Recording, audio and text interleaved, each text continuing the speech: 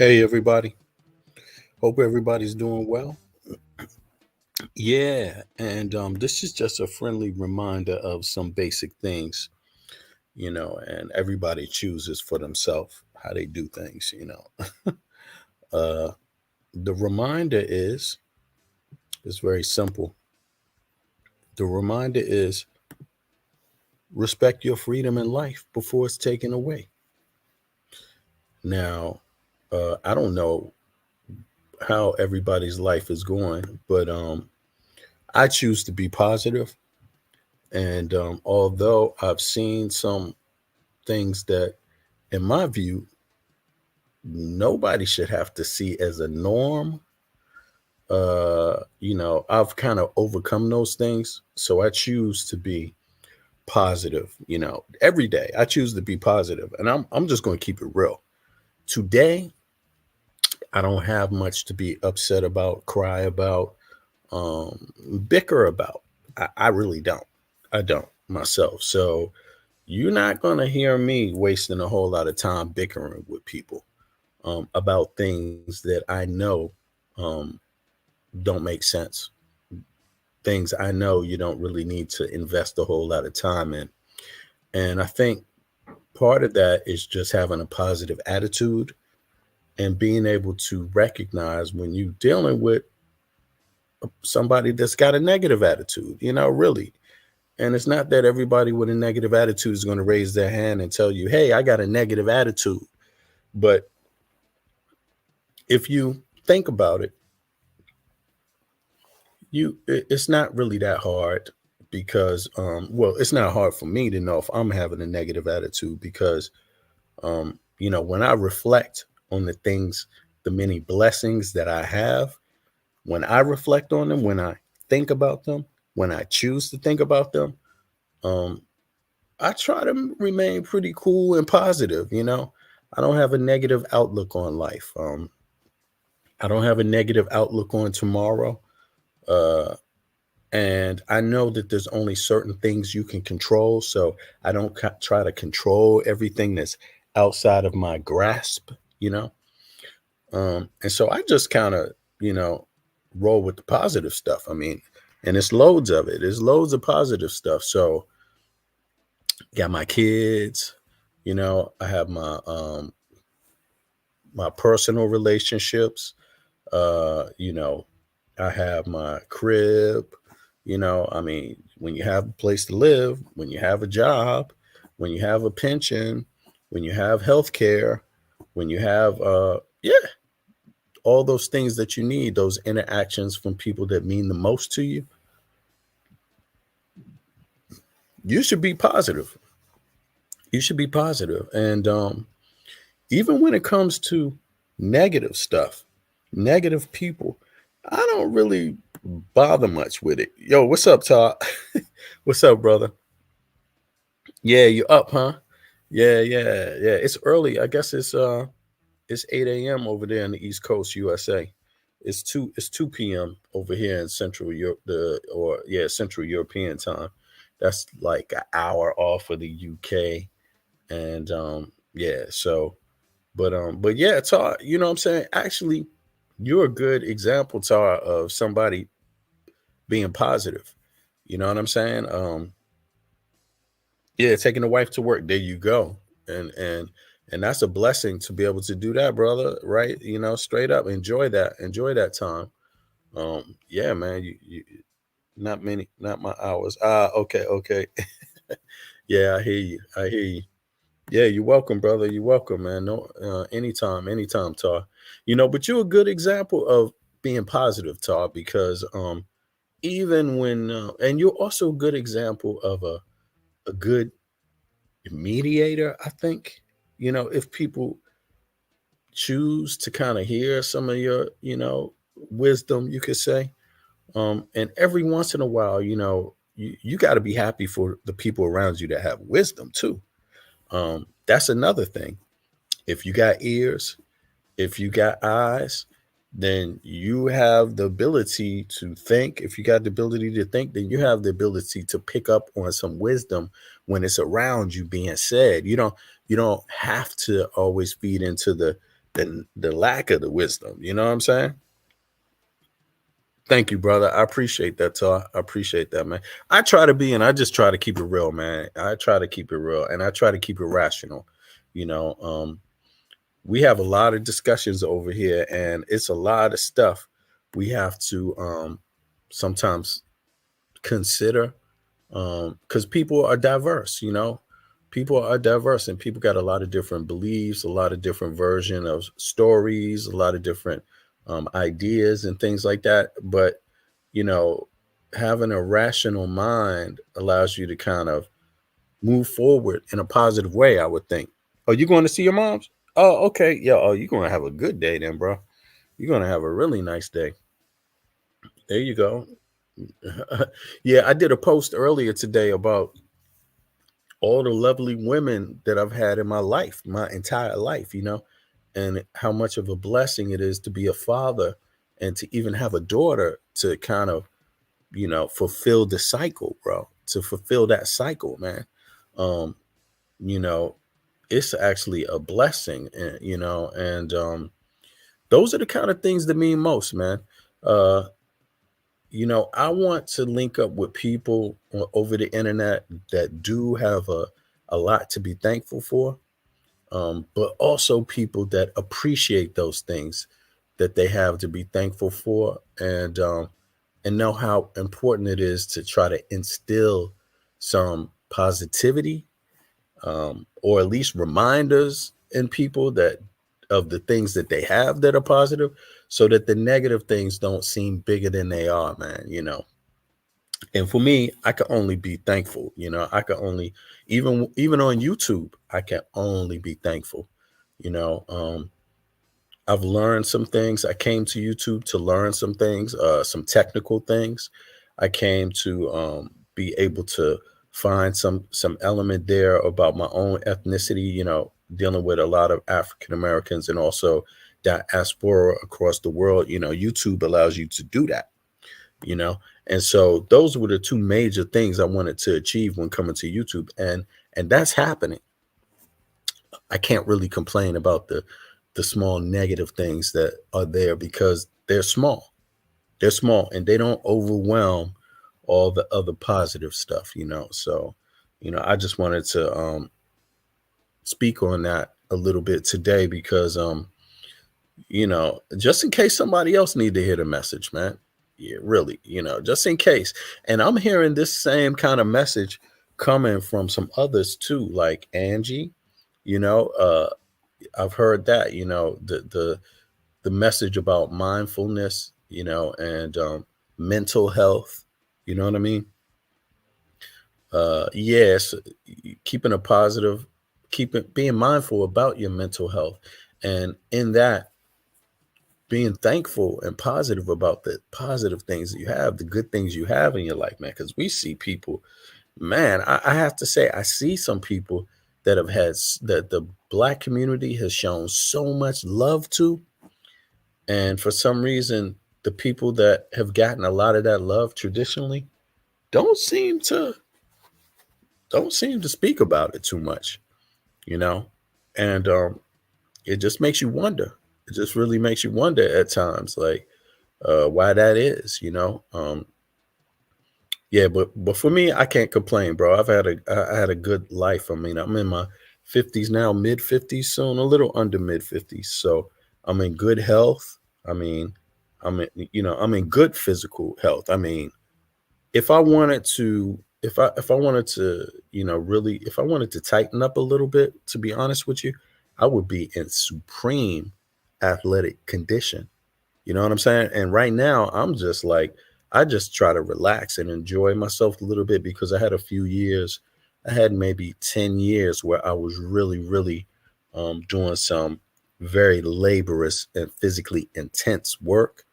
Um, Also, I was using those same years to volunteer. And so I pulled back a little bit just to relax, you know, relax my body a little bit, relax my mind a little bit.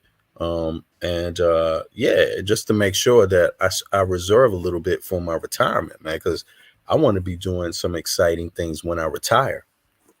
And thank God I have that to look forward to. You know what I'm saying? Retirement is not that far away from me, bro. It's not at all. You know, and pretty much right now, all I have is like to do, and I'm lucky, is raise my kid, continue to raise my children, um, and continue to enjoy my job, which I love, and continue to operate my design business on the side. You know what I'm saying? Which is easy, simple, man. None of that is stressful. All of that is well planned out, and looking to my make sure just take care of my investments here and there. But it's all pretty much smooth sailing, man. So I don't have much to complain about. Um, you don't control everything in life, but you control part of it by how you plan and how you prepare, and and how you treat people. How you treat people is a big part of it, man, because we're all social beings. We need people. We need relationships, uh, and you'll never get around it, But at the same time, you got to be quick to like shut the door to too much negativity. You got to be quick to do it. And Tar, I see you know how to do it. Tar be minding his business a lot, even though you got opinion, you got an opinion about stuff, you don't always offer your opinion, man. And I've noticed that, and I see why. I see why. It's just it is what it is, man. But yeah, I'm thankful for everybody that I met on YouTube. And I'm thankful for the many people that I will meet that I haven't met yet. And I'm thankful for a lot of the people that have been coming through for the podcast on different topics. Um, and that's been really, really great. And I look forward to doing some more. And in fact, this evening, I'm doing a stream this evening around what time is it? I think it's going to be 6 p.m. Around 6 p.m., maybe 6:30 p.m. Eastern Standard Time, USA. And it's going to be about it's going to be about national news is going to be that, and international news, and then a little bit of entertainment. So Pumpkin is going to be joining me to do that, and of course, most likely the other folks that hop up from time to time and have some opinions. Maybe Ralph is going to be around. And yeah, Todd, maybe I'm going to see you because I think some of it might be some things that interest you also. But yeah, so we're gonna see how that goes. But yeah, so I'm just gonna hang around, y'all. Let me see something.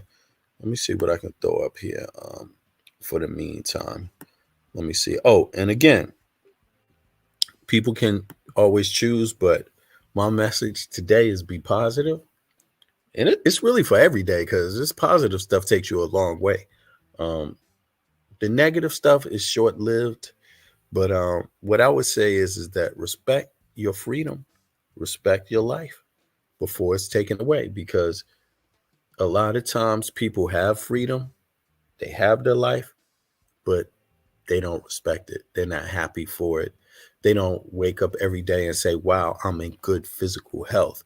Wow, I don't have a sickness that stops me from walking the earth, from talking to people." Man, you know how many people have illnesses or sicknesses that don't allow them to walk, don't allow them that freedom to walk, don't allow them that freedom to even to do enjoy all the things that everybody that has legs, functioning legs and arms, and even the ability to speak, you know, can do every day of the week. Sometimes just having your physical health, man, you better enjoy that. You better enjoy it because there's loads of people that can't walk, can't talk, can't do anything for themselves, you know. And my thought is to people, I'm sure a lot of people that work in the healthcare sector know what I mean, but I'm sure that there's a lot of people that complain on the day to day that if they were around people that couldn't just walk do those simple things that they can do, they might have a whole nother outlook on life. You know, they might embrace just those simple things that they do have a little bit more. They might, because I got to tell you, I see a whole lot of people that even don't have that, just the small things, you know. So keep that in mind as you go about your day. What's up, Jade? Yeah, I was checking in on your live, Jade, earlier. No doubt. Let me see. Yeah, Tar, exactly. You know, choose the battles wisely. Exactly. You know what I'm saying? Because yeah, everything requires a little bit of energy and a little bit of resources. You know what I'm saying? You know, for real. Yeah, Jade, I saw you live earlier on the way to. I had a meeting, a work related meeting earlier today. So on the way there, I was checking out your lives, man, on the boxing. Yeah, yeah, good one, man. Yeah, so. Oh, Jade, guess what I got for you, bro? Check this out, man. Tell me, do you know what this is right here?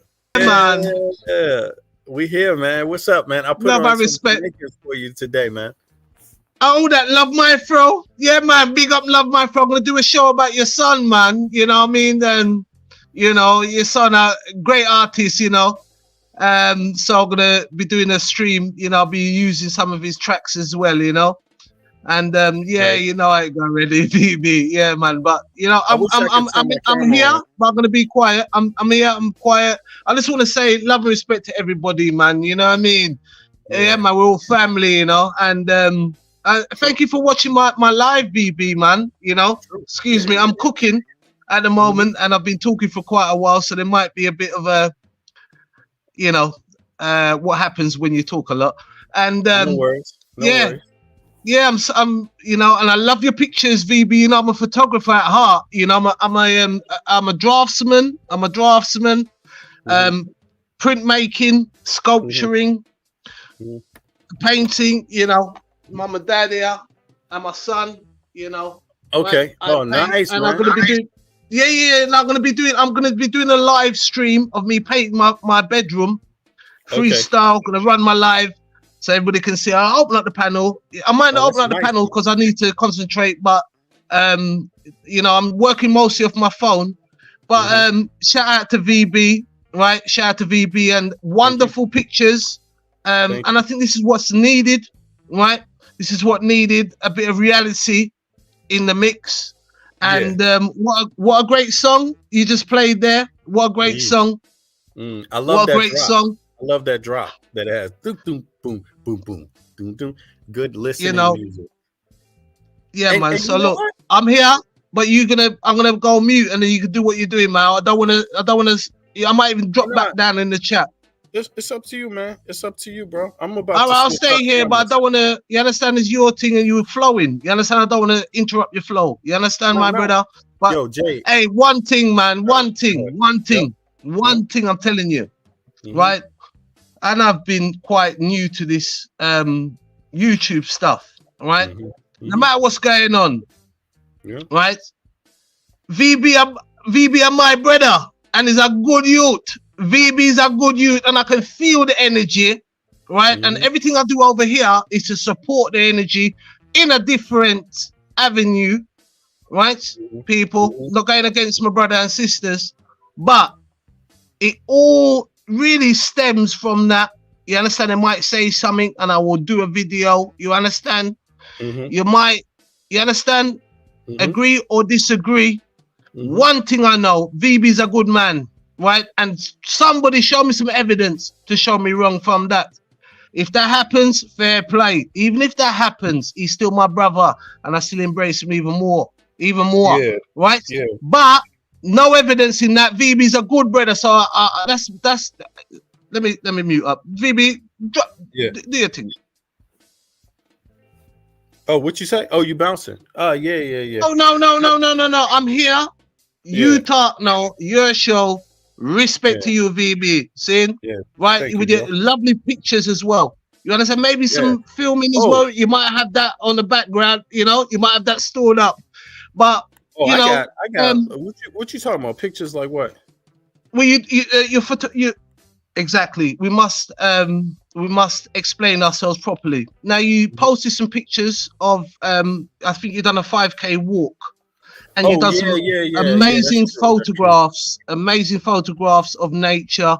And Yeah. truly, VB, let's talk to the youths, right?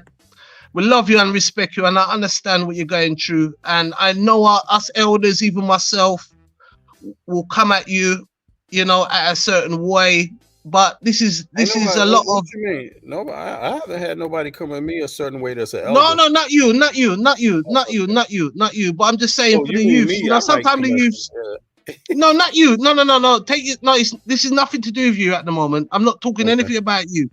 It's Okay. my message to the youths, the Mhm. youths. I'm gonna start doing some streams about the youths, and it's about my personal experiences. I mean, my son is 21 years old. You know, Yeah. and I was a youth at some time, and I'm very different from my mother and father. Not to take anything away from my mother and father. I had a mother and father, and Hmm. a lot of our youths do not have a mother and father. But what I want us to do is do our best to train them up now before they get trained in jail, in prison, like myself. You Yeah. understand? So look, you understand? So I Indeed, want to, brother. yes, yes, yes. They're promising. Yeah. They got a lot to offer. They haven't got the opportunity. We understand that, but that's not letting them off the hook. Um, respect. Have some have some respect. I just stopped a stabbing outside. I put my head on the block again, like an idiot. But I Mm, couldn't just stand there and let a man just stab up a man. You understand? mm, So mm, mm, mm. yeah, I just had an encounter. It weren't too long. Me and Ma was outside. What we do, guy on the outdoors, and we're gonna be going into the gym soon. For our little physical health. I do my indoor routine, but gonna Yeah. get Ma out there. We're gonna go and start doing some gym routines and thing. But it's a lot of mental and physical we need to deal with, and health wise as well, as a people moving forward, right? Yeah. So Diet, that was just healthy a diet. yeah, and Exercise. and it really and truly, most of it starts with mentality. No matter how big you are, your Hmm. mentality, you're right. So no matter how your muscles big, you still got to have that mentality. If you got a certain mentality, which is not your fault, we understand that. So look, what I'm gonna do is do my best to to um to teach the youths and the elders, right, before they go to prison. So VB, with that, I'm just Hmm. going to mute out. I Get want you out. to I'm gonna be here, I'm here, but I'm cooking. So I'm Yeah, I here got for you. All right, my you. I brother. got you. Yeah, Love and yeah, I got respect to you. Thank VB you, every brother. time, yeah. My I brother. appreciate I Yes, appreciate that. King. I big up your family. I will. Real man within family. You know what I mean? Go Yeah, out in the wilderness. This is important. Take them yeah, out. Take them out of it. Get some. That's what saved me, VB.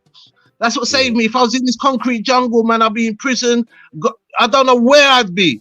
Where I'd be. Hmm. All my best friends, everybody, top, top, top. And Yeah, and yeah. but anyway, won't go into that. But Hmm. that saved me. Mentally, a man, it was a great time. Take him to a black country. Take him to any country you want. Take him into the wilderness. If take him out. Hmm. Take them Yeah, away from this way of life. Show them, get some fresh air into your lungs. Get a bit of walking, some physical activities, and also reasoning while you're going along. And don't be so anal on them. Let them go right, free, because we all made mistakes, VB. And right. look, you know, we all made mistakes. So this is what I'm saying. We can't really be hypocritical. We have to be careful of that, because they're Yeah, very clever. These right, children are very clever. They pick up on these things. You understand? right. But I tell you, I've made a call, and I make a call now for Richie Shunak to come and link me. Right? I have got Hmm. the plan for the young youths. Okay, we're gonna get them all out there. Right? We're gonna mobilize them. Okay, with technology, and we're gonna push humanity forward. But anyway, that's me muted. I got you, Jay. I appreciate that, man. You're right. And man, I mean, I think that's for me. I can only live my own life. I can only live my own path. What I do is based on my path, the path that's behind me too. You see, and so if it only seems reasonable to me that if you've experienced hardship, seen things that you would rather not have experienced growing up as a norm, then the moment you have an opportunity to embrace living in a more positive situation, right? You would probably take it up and exhibit it in your behavior. You know what I'm saying? So I'm not going to Absolutely. be, yeah, I'm not going to be faking. I have friends that have died. I got friends that've been to prison, and died in multiple. I got friends that died in multiple fashions. You know what I'm saying? Not just by the bullet, but also through some other dynamics. You know what I'm saying? And I even work in a situation where a lot of times, well, not even just work, but in life, you see people that, bro, there's people that can't even walk out here. There's people that can't take care of themselves. There's people that, and so given the fact that I have my arms, my legs, my eyes, my ears, my no, my brain, and all those things function. I got my family, my Give kids, thanks. my pension, my, what I'm saying, my home, my everything, security, all of that stuff, you know, I would be a hypocrite to not talk about some positive things. I would be a hypocrite to not be able to control what I focus on. You see what I mean? No matter what, no matter what. I'll give you an example. Some of the conversation people have been having out here about the cursing, talking about people's mothers, talking about this and that. Yo, man, for me, you could talk about that stuff all day. That stuff don't move me at all. I'm no fool. It Shout out to doesn't Love move. My Fro Now, yeah. Now, if you and want my everybody in the advice, chat. yeah, exactly. Yeah, love me for exactly. She's in the house. You know, my thoughts are, you know, it's probably much better as a form of communication to not bring up people's family members. I mean, that's just my thought. That's just my advice.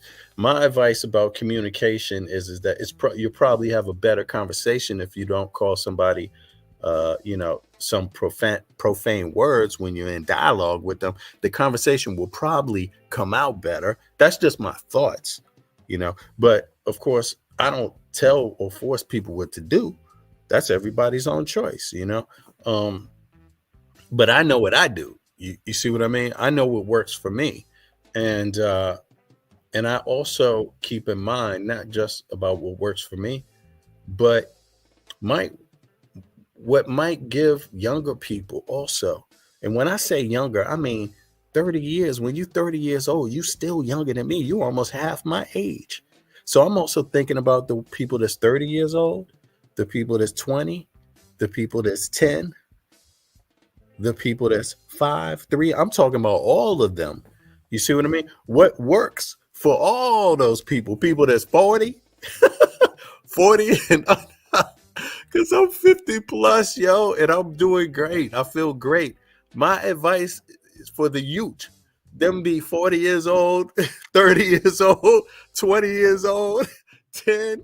You could be a teenager, you could be a baby. My advice for people is like, think about them too. What could work for them too? What could work for all of them? And and what could work for them is a positive message from time to time, a realistic message, and that is, if you got your legs, if you got your arms, if you have your eyes, your ears, and they all function, you might want to embrace that as a positive thing. No matter what else hardship you face, you might want to face that, because there's loads of people that don't even have that, man. Loads of people that just don't even have that, bro. Really. So I'm not going to waste my mouth. I'm not going to waste my hands. I'm not going to waste my legs. I'm not going to waste my brain. It's a conscious choice. You see.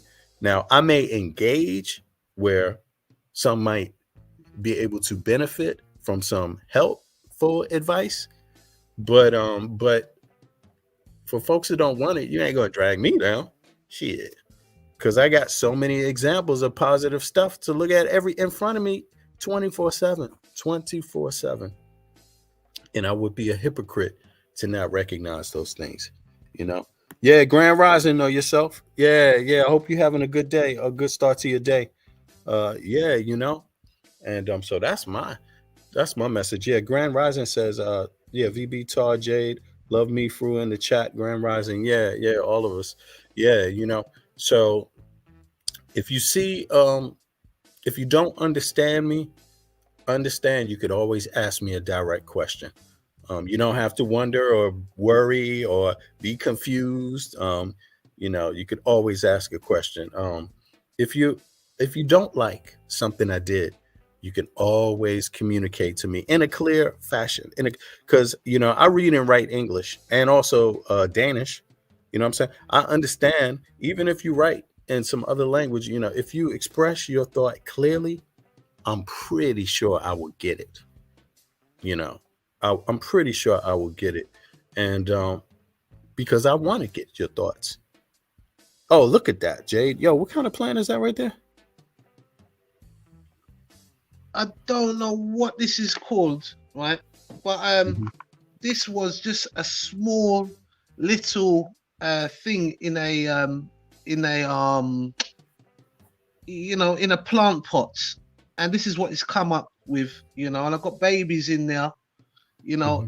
It's some sort of cactus, Oh, right? really? It's some Ha sort ha of, ha. yeah, It's it's nice. some sort of it's like a, like the money plant, because one sec, let me try and because this the I want to show you the stalk, the actual stalk, right? Mhm. So please, I don't know if you know, but this Oh, bit that's a here, bigger one right there.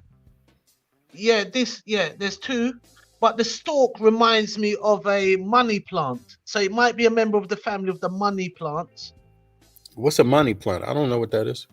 A money plant. Okay, the money plant, I'll show you one sec. Give me a sec. Hey, I've got a Andrea. money plant outside. Grand Rising. I've got a money plant outside. The money plant, um, is a great flower to have. And this one is for my grandmother. This is for my grandma. This one here, right? It's for my grandmother. She's 90. That's the train going past, people. Oh, really? So yeah, this is Oh, the you got money a lot plant. of light on that balcony, man. That's nice. Yeah, I got a love. Yeah, it's my little farm I got here. So this is a Oh, that's money plant. hmm It's like a cactus. It's got little spines on it. I don't know if anybody can see. This is one of I the. can see them. They also Yep. call it spider plants. Okay, yeah, I can see the spikes on the edge of the flowers or the Yes, there's blade. got a Yeah. spike. So it's like it's a form of a cactus. And this is for my grandma. She's 97. I've also got my grandma. I also got my. You've got to have these flowers in your place. Your spider plant.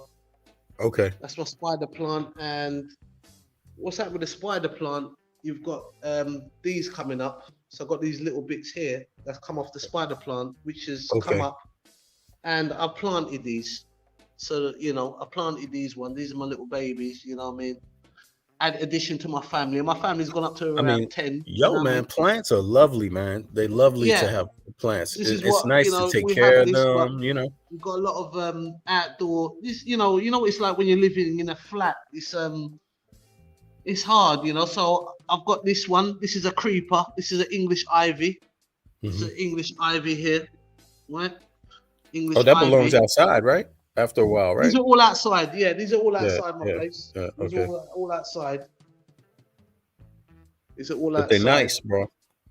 And then you got got this palm going on. And earlier I was putting some of these. This is from a carton box for the eggs, and Okay, I've right. ripped it up. The eggshells, To right? Yeah. yes, to put, and also eggshells and everything can go into your compost.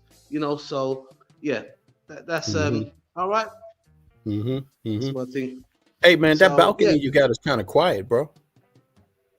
I It's a tell you what, quiet I balcony. mean, it's quiet, man. It's quiet, bro. It's quiet here, right? Um, It's very quiet, man. very quiet, and it's so quiet here. It's so quiet. I'm in the middle of the mix. I mean, I do a lot of filming outside. I can just take you outside right now. You're gonna see the liveness, and Hmm. it's very nice to have this tranquility, but we also got to appreciate the tranquility, you know. But this block is good, Yes. you know. So it's a nice Yeah. design, not a too bad design. This design is kind of like um a Moroccan, you know, the Moroccan have the indoor outdoors, if you see what I mean. So if you go into a place, there's a courtyard inside. So Hmm. my block has the natural elements on your balcony. Normally you're enclosed within a flats. You know, Hmm. you've got your walkways and you've got your stairwells, you've got your lifts and stuff like that. But within my block, which is I think is a good way forward as well, architectural wise, and it deal with the mentality, and you have that kind of open air. It does remind me of a prison. I'm not, you know, a couple of people have come to my place, you know, and they'll be like, this reminds me of prison. Hmm. Um, but with a difference. They liked it. They liked it. They liked it. And it's not quite adopted. Excuse me. Especially we have a lot of new builds coming up. We have these glass structures. Um, they ripped down a lot of the housing estates in the UK, and replaced them with another housing estate, but this is with glasses. It's more, funny Okay. enough, it's very similar to, yeah, very similar to the Russian theme of things, which is quite ironic. But I think this way Yeah, it's is the a issue nice about the change. light, right? Yeah, you get the light, you get the air, Yeah. Yeah. and you Exactly. know, yeah, it's that Moroccan. They got one, and we need to take leaves out of every one book. You know, with this nick little Right. leaves to say, yeah, that one works, that one works, that one works. You don't have to take the whole It's the more whole unit, energy, but man. take this You one, want, take yeah. that one. But the Moroccan, I want to go. We might go Morocco, so we'll see. But I really and truly, I wanted to go to a black country in Hmm. Africa. Hmm. But Morocco is a place, and I have They many got some friends in black people in Morocco. Morocco too. True, true. So we can go Yeah, there. there's some So black me and Morocco. Ma, we're gonna go there. We're gonna go to Morocco, and maybe we can just get a flight somewhere else. But Morocco, the way that they live, they have these courtyards. So you walk in, and they've got these courtyards, and they have this nice color because it's very Hmm. hot. You know, it's on the Sahara Desert, so they have the nice colors. It's a nice atmosphere. And someone told me that, and it never. A lot of the time, VB, when I was growing up under my elders were so rough. All I could do was listen. All I Hmm. could do was listen. I had to be disciplined. You know what I Hmm. mean? Because I would have got my jaw knocked off. You Oh, understand? I Straight. didn't have it like that. Yeah, I didn't have it like that. Yeah, I Yeah, didn't. my elders, all my elders, even when I went to Jamaica, the elders, you know, and you know, I listened. A lot didn't. They're not alive today. You know what I mean? But I listened and I absorbed what they were saying, and it was quite a contradiction to how I had my family set up, obviously with my mum and dad, which caused confliction as well. And I'm not Hmm. saying that they were anyone to admire, but sometimes they said things, you know, and certain traits I adopted into my life. I ain't gonna admit I can't help it. That's how I Right. grew up. You know what I mean? I Right. grew up underneath very strong elders, very strong elders. They were doing their thing. And so Morocco was introduced to me, and the architectural side of it, people, and then I can see the benefits, and the VB said as well. He can just by looking over line, he can sense the whole atmosphere and the whole ambience. And it's a great addition. And also we're talking to Richie Shunak when it comes through, you know what I mean, Right. about this. You know, I Right. think this kind of living can work. You know that you have this block of flats. I understand, but what they do, they just knock the flats down and then rebuild it with nice flashy glass and stuff like Yeah. that. But the Modern internal, architecture. yeah, but Yeah. the internal thing is still the same. So you can still have your little, you know, Oh, you you know, talking it's about what about your flat right here, man? Is that similar? Like, you know what? I've no, seen it it's a, where they keep part of the it's older not. building It's and then they unique. It's unique. It's okay. unique, and it's definitely something that they should really more explore. Okay. If they're gonna have flats, have it on a theme of the the Moroccan theme as having like a courtyard. So you have a courtyard at the bottom. So when you Right. come in, you're still in the elements. And Mm-hmm. also every balcony. I haven't got a balcony this side, right? So I haven't got a balcony this side. Yeah. Okay. Right. Right. So there's the garden and that. Right. There's a gardens, Yeah, but so I balconies haven't are got a important, balcony. man. Yeah. Yes, for the outdoor living because we're in a flat situation. So the reason that they took down the flats in the first place was because of um what was caused by housing people in that kind of situation. Basically, it's a prison. It's basically a Oh, prison. okay. Okay. Yeah. You know. How it's built, Yes, more like a the prison. Yeah. flats. Yeah, the big in America they call them Project. see there. Right, Yeah. so we have that version, but remember that come from Yeah. the Small UK. windows, not enough natural light, poor use of It, materials and space, essentially. so Yeah. we must be aware of that, and I'm calling to Richie Shunak, as a member of the diaspora, right? And it's not just the effect on people from diaspora; it's for people on every level, which will have a butterfly effect on us all. Okay, if we all have a better feeling and we all feel good, we've got some natural light, and Yeah. we're all Definitely. it will benefit humanity. So we're not just Everybody. talking for the It exactly. will So benefit everybody. Yeah, it's true, man. absolutely. And that's So part of healing. I'm gonna mute out and let you have a chat because I've been talking a lot. Jay, man, thank you, bro. But you're right, though, man. I mean, sometimes I think about it like, I mean, in my flat, I have a lot of light. If you don't get, uh, if you don't, I actually can't even imagine. There's some flats I see, older apartment style buildings or condos where it's like maybe the windows are smaller, less balcony space, um, but I don't have that issue, man. I have a lot of windows, a lot of window. So I have a lot of natural light. I don't use lights in the summertime. I don't, because I have natural light. Um, and on top of that, like fresh air, I mean, all I have to do is, I mean, I could open up the windows on both sides of my places and the air just flows right through it. The whole thing. You see what I mean?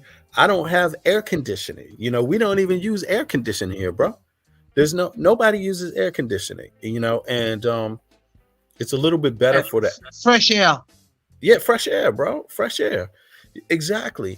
And like when I go outside, we have like a huge garden, like a huge garden with we got basketball courts. It's empty. See, in my area, where I live, bro, it's called Fiatol, right? And that means like they call it Fiatol, and that means four large buildings with 12 floors on in each building. And then each building has its own garden, right? And its own recreation kind of thing, like basketball. You could play basketball, or you can grill. Plenty of grills out there, or things for the kids. They got a little kids thing you can run around in. For if the kids want to do that, um, and you can also play football, soccer style. And they have that in every space. Every building has that, and all these buildings are right next to each other. So if you don't like one of the gardens on one side, you could go to the garden on the other side.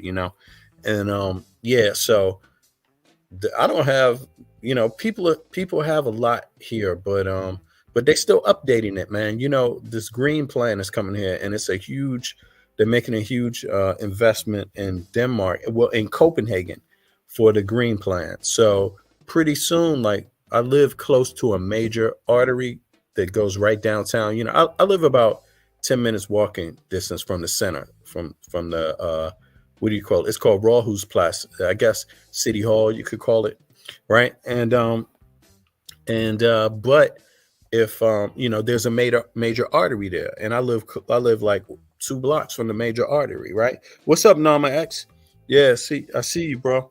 And but now that artery is about to be changed, and it's going to be a tunnel that goes under the ground instead, for that the last portion of that artery, and then So on top of it is just all going to be walking and bicycle, and street garden, place for people to grill, place for people to play, sports or whatever they want down that where that whole major artery was. It's just going to be a tunnel straight underground into the center of the city. So, man, those kind of investments are good. It improves the overall quality of life for people, and for everybody. It doesn't matter if you're a person gets that has more money than the other. Everybody shares in those benefits. So yeah, man. So it's actually, I feel you. I know exactly what you're talking about. I don't know. You want? So, oh, go ahead. Sorry. You wanna Mhm. you wanna have a look at some of my artwork, people? Come have a look Yeah, at my artwork. go ahead, So Jay. yeah, I got them in my box. I had my mum and dad living with me for a minute, So this one's Mhm. of Oh, that's nice. That's abstract, bro. mm, it's a lot of work going in, and I was in such a dark place when I started all this, and it Hmm. really helped me get through, and expressing yourself. I got one of Oh, that's that's great, man. Jimi Hendrix there. It's not finished, my mum and my dad and my son, and Okay. these ones as well. These ones as well, you know, things like this. And I do a lot of AR. I'm doing AI artwork now, but Right. my skill base, Um, yeah. So this is how I Oh, got that's a my nice room, man. That's your yeah. creation room, your creative This room is right my there. front room. Funny enough, this is my front room. This is my front room, and I've done my piece here. My front room. This is my Hmm. kitchen here. Right, my kitchen coming here. You know, my kitchen. That's how I Oh express wow, myself. man. And yeah, I got lot of work here. You know, and you know, I like that. That's just a cool, little man. work. Kind of funky. It's and I will be doing a live stream. Excuse me. I'll be doing my bedroom, so that's gonna Oh, be really? live. You're gonna see me painting live. Okay. Yeah, yeah, cool, man. Yeah, well, that's YouTube for you, man. YouTube, you get all kinds of histories and all kinds of information. It's possible. You can share whatever you want to share if you want to share. And I think it's great, man. I think it's great, and it's a very powerful tool. It's a powerful tool, straight up, because you never know what somebody else learns. Just the basic knowledge about how somebody else lives somewhere else in the world that's like you is powerful, bro. That's what I love about it. And you know what's interesting? I've heard that. I'm not even going to say who said that before, but somebody that we've seen their face often. Shaka plays the person saying that actually in his intro. I don't know if you know what I'm talking about. Think about it. The person says it too. It Check. is true. It is true. No, not that person. No, no, no, no. Another one. His name start with a J. But it's true. The internet does connect the diaspora for positive things. It's going to be a big part of our future, actually. And a big part of how we communicate. And things are changing rapidly, bro. I mean, it's not an isolated world anymore. You will be affected positively or negatively by the world, and you can't fight it. You can't say I don't want to see it. I don't want to be affected. And you damn sure shouldn't say I don't want to be affected positively. I can understand if you say I don't want to be affected negatively, but to say you don't want to be affected positively is insane. You can never say that, man, because there's so much Absolutely. positivity out there. Look what. Sorry, look what fell down. With all the trouble that was going on the other day. Look what come up. Look what fell down from on top of my. I've got a load of artwork, Oh, that's people. nice right No, there, bro. yeah, That I've one got a is load of really nice. artwork here. But have a look at this. Have a look at this. Let's have a look at this. It was on my live stream of Black in Japan. Sorry, people. And look, smoking ain't no good, right? I'm gonna stop No, that. Right? yeah. Sorry about that, people. Yeah. Sorry Go about ahead. that. Smoking no good, right? Oh, that's a flag, Japanese flag. Yeah, I done this. This was in the London riots. This person here. So that's one of my pieces of artwork that I made. I like that, Jade. That's really Yeah, hot. thank you. And Yeah. that fell on my head, and you Well, you know, know what, man? It's a lot you that know, spirits, and they said that the Lord works in mysterious ways. And I said to right, my missus, "Look at that! Look what fell down! Of all pictures that fell down, I've got right. tons of them. I've got a whole stack up, man. If I'm gonna But you do a know live what, stream bro? about my work, but it's Just funny how it just, it's funny well, how all things. people that paint. I mean, just as a hobby, it tells me a lot about them. Because everybody have, you could say hard times, right, in some way or another. But the wonderful thing about painting and drawing is that you have to focus in a way to where it's like it kind of filters out things. It allows your mind to focus in a positive direction in a quiet way. It's really a healing tool, bro. Oh, that's a photograph. This is back in university. I done this, and what I was dealing with in university was I like that displacement, photograph, bro. displacement, and this is just the first start of Photoshop. Photoshop was at 7. If everybody knows about Photoshop, but I went Hmm. and Hmm. I was working within certain places at the time because I worked all the way through my degree, Hmm. and I had to. I was in the security industry. That's how I ended up in the security industry for 20 years. And I Okay. never stopped taking photographs, filming, and it was a great, not for financially gains, but for humanity. I thought art was a way to express myself. And so what you Hmm. have on your screen here, people, is displacement, an image of displacement. These are all, I have the proper images, and there's me lying on the floor. And what I would do is put myself in environments that were not associated with ourselves, which was myself, which is displacement. And I tell you what, VB, it's been about coming up to 20 years, coming over 20 A years, powerful that tool. I've left higher education, and it's still, I believe it was uh, a great, a great thing, and it's still happening today. You are displaced, you're in an environment that you're not accustomed to, and so that's some artwork. I'm gonna get some more there, people. I've got some more. That's interesting, man, about identity, brother. Because a lot of people, they are displaced, but they believe that's their identity while being displaced. And they don't think they can displace themselves in a better space. There you go. They don't think they have the power to do that.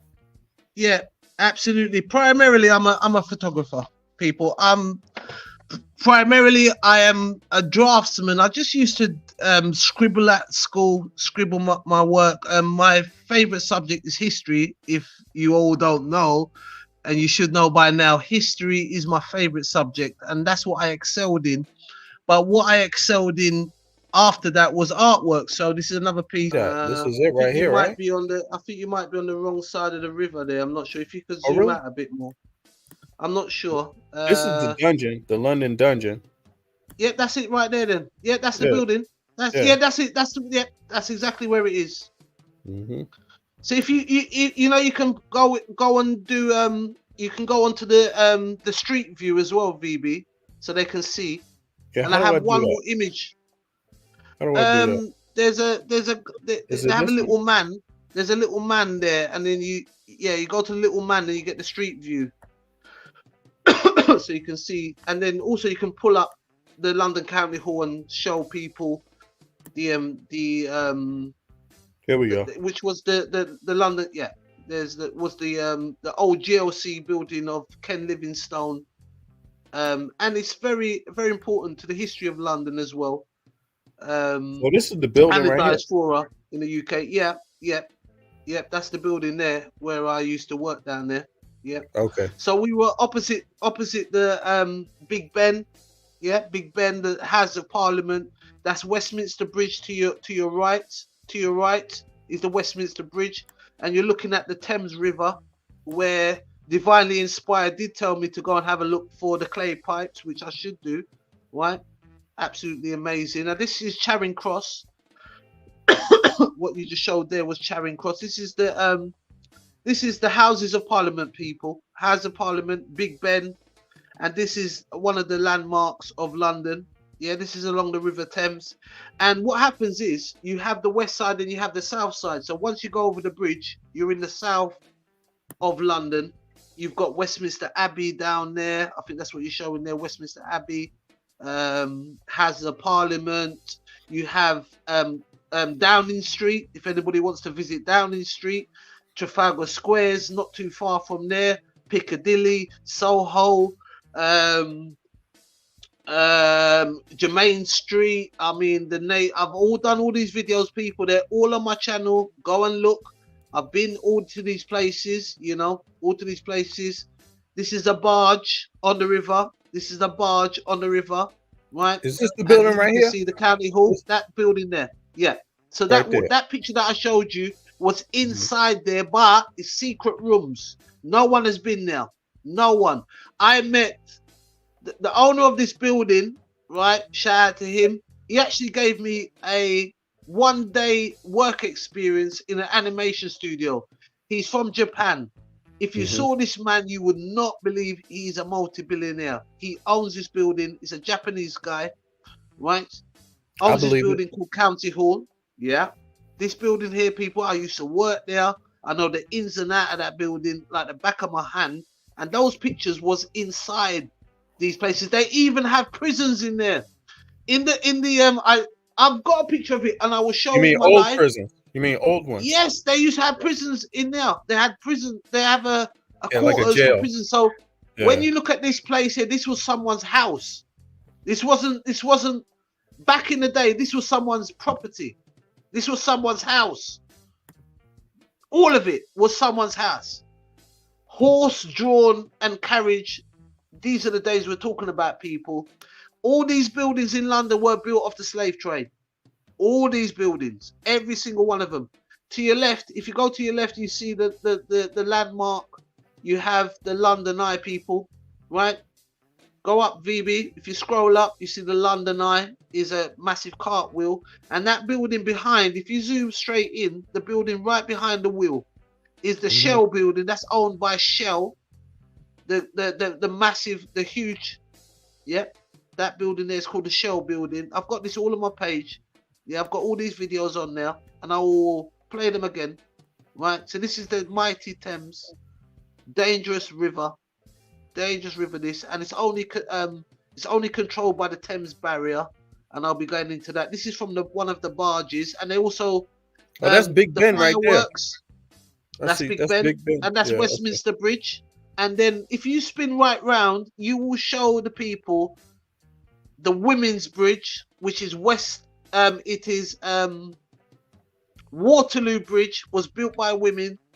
You can put that in your you can't really see it. There's a Westminster Bridge, and also, funny enough, VB, Cleopatra's Needle.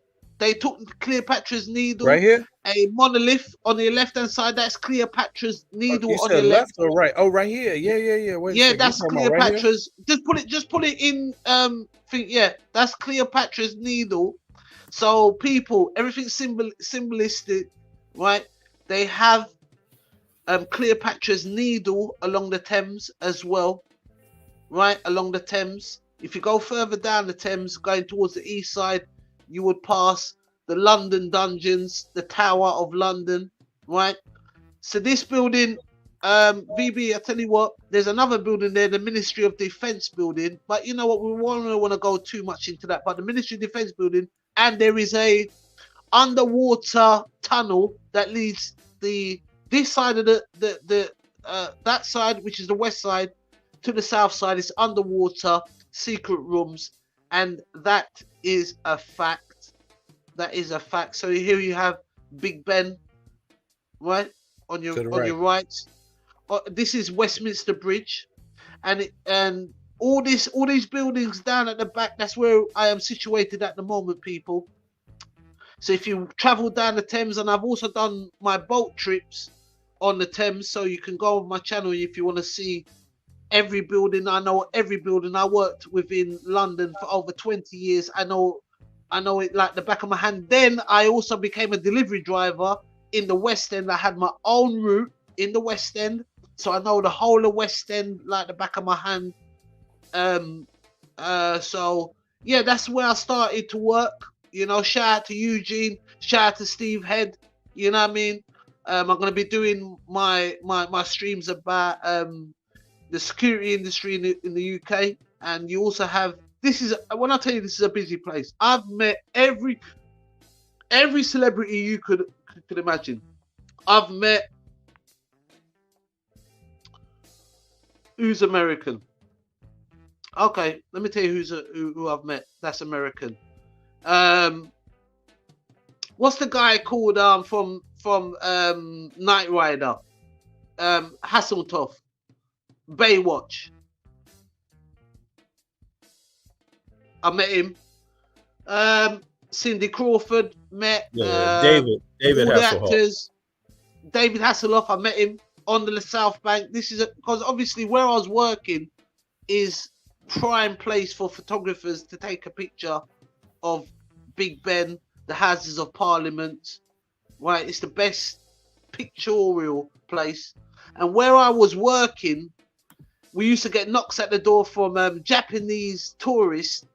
And when we open the door, they say, James Bond, where James Bond? Because James Bond, yes, Pierce Brosnan, he walked down the steps of Waterloo Bridge and he went into our security room. And in our security room, we had the doors of the St. Thomas Hospital, right? There was some massive, I don't know how they got these doors.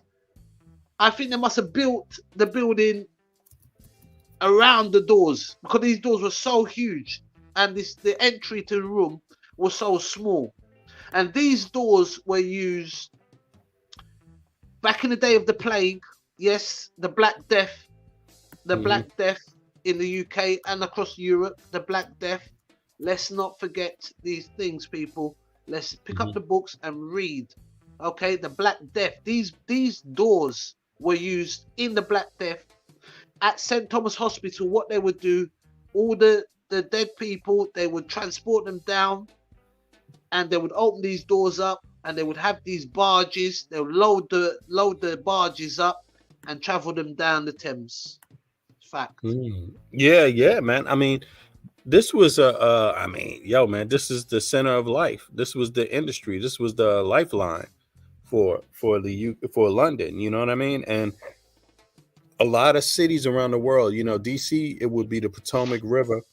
You know, the lifeline, the Potomac and the Anacostia, but more so the Potomac because the city kind of developed the industry from the west side of the city to the east. You know, so that's where a lot the black community in DC actually began on the west side, you know, where the lifelines, the waterways were, where the deliveries would come, and then it expanded, you know, and but yeah, man, that's how it is. And speaking of that, Jade, you know, it's interesting, man. I appreciate the fact that there's somebody from the diaspora that can kind of tell us about this stuff in the UK because you can get information, but it's good to get information from diaspora when you can because often they can qualify things in a or there's some nuances there that can be beneficial.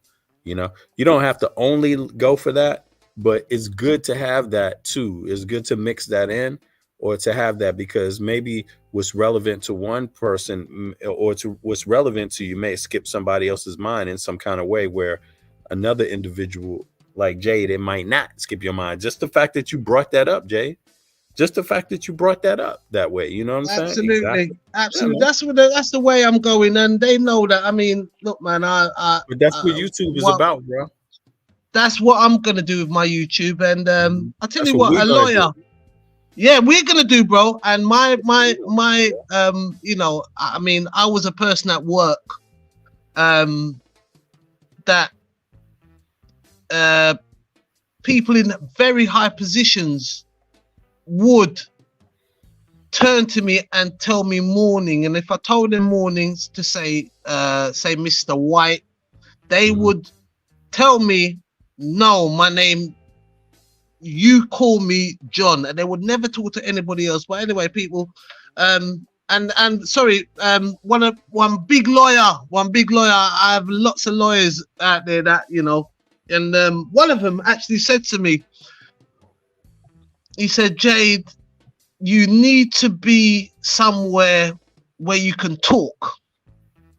You're better than this. You're Mm. better than this. He would say better than it. He was, and he's a Jewish man, a top lawyer. Shout out to him. I wasn't going to mention his name, right? That man look at me while I'm working in the security industry and see how, you know, with my book and how I show my respect to people and stuff like that. And he said, um, what he said, Jade, have you thought about radio? Radio. So I'm gonna make my radio here. That's my radio here. But people, Yeah. so connecting the experience, right? So here we have shout out to John Bright, right? My friend John Bright, who's in this picture here, right? And Greg, shout out to Greg, a white guy from South London, right? Mhm, So mhm, this was inside the county hall, and this was another picture that I presented in my displacement, right? In my displacement show, and mhm, I made a light box, people. So all my pictures, I made a room that was dark, right? And funny enough, I'll tell you a funny story there. Shout out to Glenn Marston. Shout out to Glenn Marston, the printmaker. Shout out to everyone in UEL, University of East London, where I studied. Shout out to everyone. Right. We're going to talk about Glenn Marston, and I'll tell you what happened. Liverpool were playing. I can't remember who they're playing in the Champions League final, and I cut my finger. Yeah, people, look, mhm, mhm, nearly cut my finger off because I was making a groove in the what I was making was a light box. I still got no, actually I took them, but anyway, I was making a box, so I had to make a groove so I mhm. could slide the image in and put a light behind it. I cut my finger off, right? I passed that, man. Trust me, my finger mush up from that. And shout out to Paul, shout out to Paul. You know, when he saw it, you know, Paul's from Southend of England. And look, man, there's a lot of good people out here. So you just make good of the good people that you have around you, and you use them, right? And let them use you as well, because you know we're all a part of this. We're all a part of this, rich or poor. And we I had to build a room to house my light boxes for my end of year show, right? And I wasn't prepared, people. Be prepared, man. Come on. We need to work harder. We need to work harder. There was a lot of people on my degree show. I'm telling you, man, their work was amazing. And they have shout out to Daniel. Shout out to Paola. Paola was an Italian girl, right? And I tell you what, when I saw her drawing ability, the only person I've ever seen draftsmanship like that was Picasso, where I went to Barcelona. So you need to go to these places, people. You must travel, get out, get on the plane. I know it's dangerous. Get on the plane, travel, get some culture in you. Picasso drew a picture of a black man, which I presume at the time, I'm not sure of his circumstances, but Picasso done this picture, And this is the Picasso image. You know, I lived in Spain, so shout out to Spain. You know, I lived in Spain for a while and France. And shout out to Spain and Barcelona, El Prat, Labregat. You know it go already, people. Yeah, man, you don't know. You don't know who I'm talking to.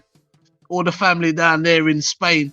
And in Spain, I went to Pablo Picasso's museum. If you want to throw it up, you can. And you can get this image up if you want, VB. There's an image that Pablo Picasso drew. I think he was 13 years old. He drew this image of a black man. And I've never seen a pencil drawing jump out of the page three-dimensionally. It looked as if you could look right around this guy. Pablo Picasso's skill and draftsmanship was to par to the one and the like of Michelangelo, people. Yes, Michelangelo. Yeah, Michelangelo, another dangerous draftman.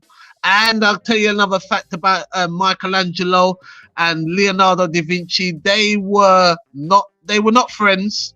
Michelangelo was a bad man.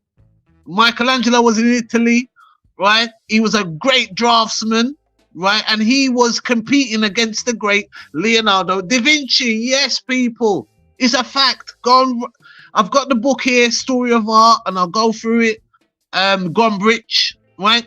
And I'll tell you a story about Leonardo da Vinci and Michelangelo. They're walking around in some part of Italy, and Michelangelo was quite a physically fit young man, and he barged Leonardo da Vinci. So we you know, you got to do your reading about that. So that's just another little part of it. But Pablo Picasso was truly an amazing draftsmanship, and I saw the draftsmanship and how the other parts of Europe were ahead in hard working to us being born in the UK. So I decided to build a environment for my light boxes, and I cut my finger, went to hospital, come back. You know, Jay's, everybody, oh, you all right, Jay? You know, everybody's, you know, I gotta get my room done. Shout out to Glenn Marston. So we built this room. How many sheets of MDF we used, and we constructed this room with a house and a cloth. We mounted all our light boxes on there.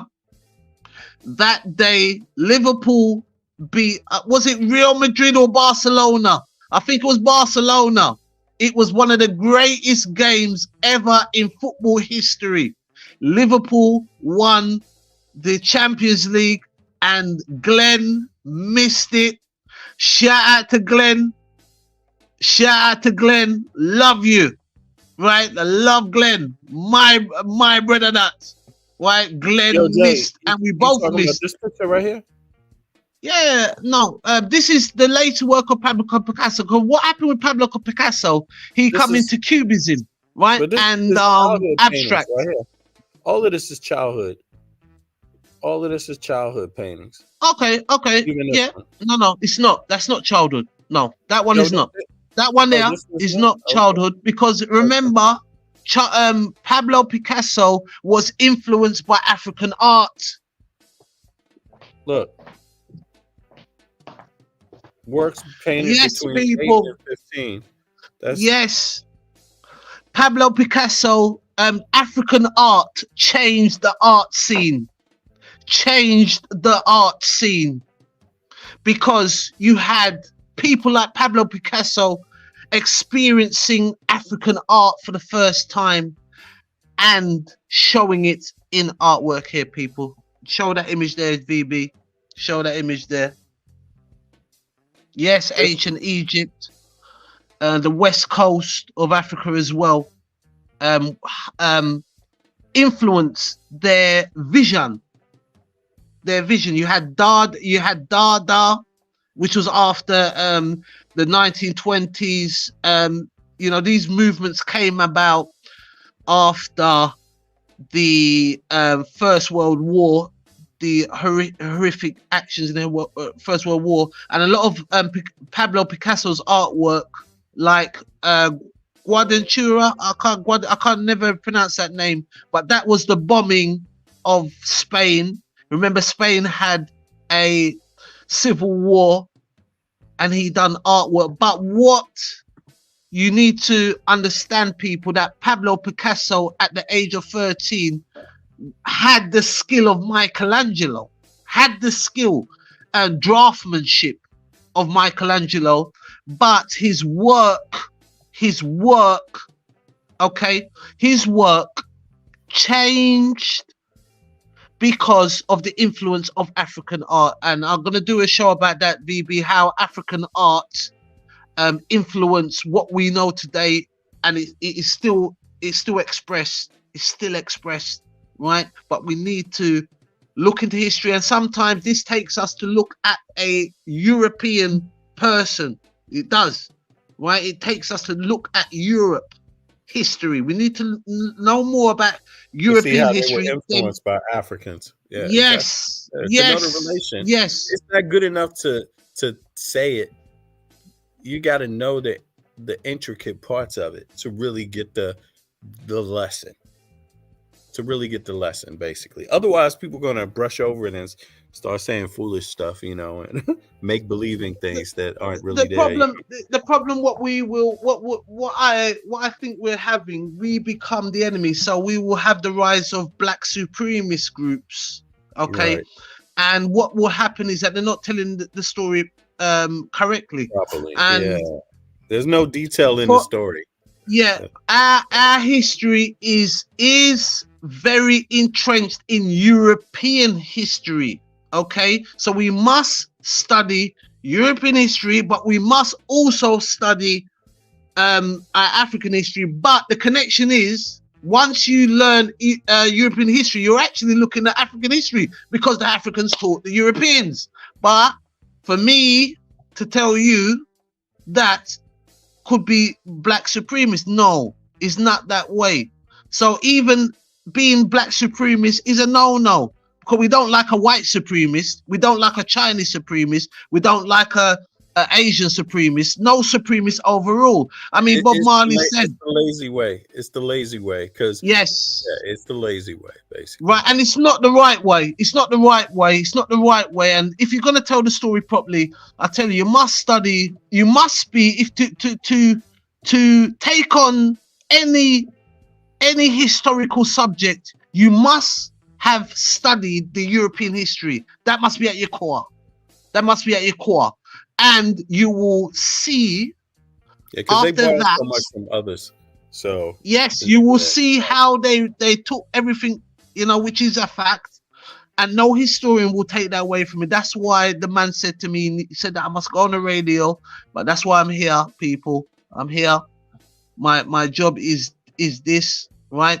And is to a lot of the European innovators communicate. Looking at people that learned from Africans. Pablo Picasso never. Pablo Picasso is one of the most expensive paintings in the world, and all the most important paintings is not the ones that he was typically drawing as a European form of beauty. It was the influence of African art, people. True, indeed. Yo, Jade, what we talking about today, man? JK, what's the topic today? Hey, be positive. I think you need to play a song, man. Play a song just to get, play a song. The topic today is about it's about development. Yeah. It's not about being it's being positive, and let us learn all together. How about just play a song? I gotta put my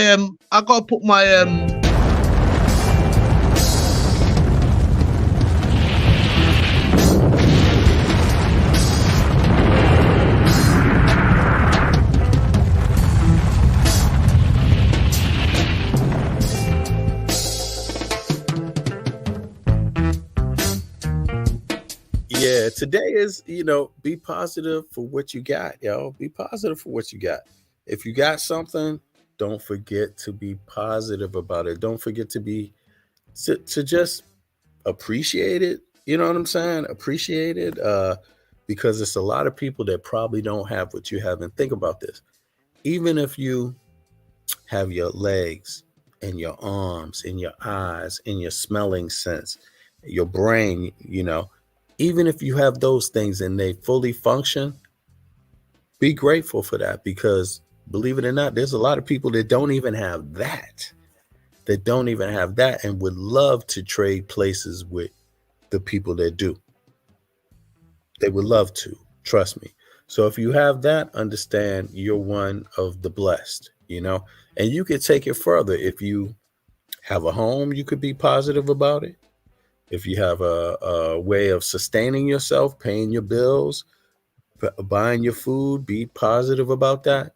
You see what I mean? Enjoy that, you know? And don't let the things that aren't really important affect your day to day, affect how you do things, affect how you treat people.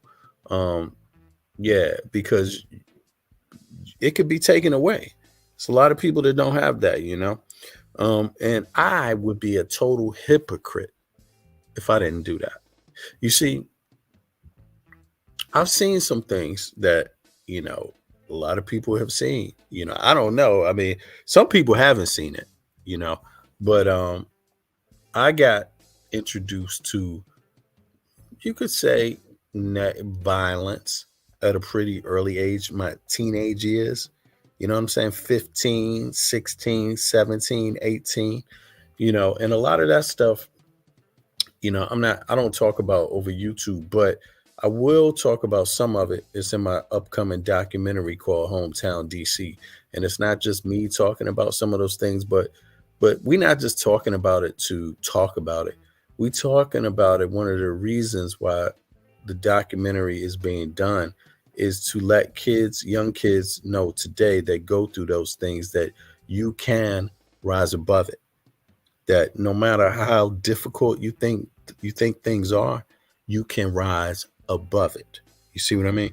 And I try to display that in my life. It's not everybody's mission in life to display that truth, but that's one of the that's my mission in life. You know what I mean? And that's not that shouldn't be a problem for somebody else. Because everybody doesn't have the same mission, but that's my mission in life. There's plenty of things. There's plenty of people that I know that didn't make it, that died for multiple reasons. Maybe gunshot wounds. Um, People that maybe died for some other reasons. People that maybe got caught up in that life, street life somehow. Maybe became drug addicts or anything. But I'm gonna tell you, it's a lot of them that just died early in my life. Friends died 15, 16, 17, 18, 19, 20. You know what I'm saying? Like really. Others that may died because of certain accidents here and there, after that. So I don't be playing around with my life. I try to share my life, and I try to share my experiences, and I try to share them for with the hope that people can just take away a little bit from it, you know, um, and yeah, and do something with it if you can. What's up, Andrea? You Hey, here? good morning. I'm here. Good morning. Good morning. Yeah, How you doing? I'm You doing blessed? well. I am. I'm doing well. I just want to say I think a lot of this, as far as positivity and all that is concerned, is when you get to a point where you take accountability for your actions and stuff, and you don't put that off on somebody else. I Hmm. mean, I think all of that has to do with that, because if you're constantly always pointing outside yourself, I mean, there are things that people do to you. I get that part, and Yeah. that's a whole nother thing. There's a lot of behavior that we participate in, that once we start taking accountability, your life becomes so much better and it's so much easier, Hmm. because you realize nobody's in charge of making you happy. It's not nobody else's responsibility to Right. do those things, and if you're waiting for somebody to provide those for you, you're going to always be miserable. It Right. just doesn't work that way, right? I mean, that's this notion. I don't try to, ain't trying to knock anybody's whatever, but people are always seeking somebody or something outside themselves to complete them. And you can go out there and try to find something out there, and it may be the wrong thing. So it's just best to go inside, figure out what it is that makes you happy, and go about doing that. Like you see Jade with his painting and photography and all types of stuff. Those things that make you happy. It doesn't have to measure up to what anybody else's happiness is. The things that make you happy is what matters. Go inside, know yourself, and go inside to do the things that you need to do to make your life as positive as it possibly can be. And that's not to say, so I have to frame that too. That's not to say that negativity is bad. It just depends on what kind of negativity you're entertaining, right? Because it takes both to make life work. Because you go take that negative charge off the battery in your car, you ain't going no damn where. It takes both. You have to have some resistance in life somewhere to grow. So if there's no resistance, you're going to be that same miserable person because this what do you call it? That toxic positivity we were talking about the other day. Yeah. Exactly. Yeah. So all these things become learning experiences. If you don't have any resistance, you're not growing. A chicken's not going to come out of the shell if it doesn't, it's got to fight to get out, right? Yep. Anything that's planted has to fight to get out of the ground. It's the same thing with us too. There are things that can come in our life to challenge us, to make us better people. And either you're going to accept the challenge and become better, or you're going to become bitter because the challenge is too hard, or whatever, however you make the excuse not to contend with it, right? Yes. Indeed. So that's my take on all of this. I mean, I've been around for a minute, and I know that how you're raised has some impact, but it can't be the continual excuse for behavior that needs to change. No, you owe yourself better. Yeah. You owe yourself better, regardless. Whatever the negative things are, the hard times or the hard things you carry away, if your childhood was harsh, you owe yourself better. And to stay there. Basically. Yeah, because we're not control. Fortunately or unfortunately, we didn't have control over who our parents were and grandparents, but we do have a choice of who we want to be, who we are, and how we want to present ourselves to the world. Yep. And that's where all that change has to come and take place. If you want to be a better person, if you choose to stay somebody, my parents did this, well then that might. Again, I keep backpedaling because some people do go through some circumstances that, for me, looking at it, I don't know if for me, I'm like, you may not want to go through that. Yeah. So right. I mean, it's just really messed up.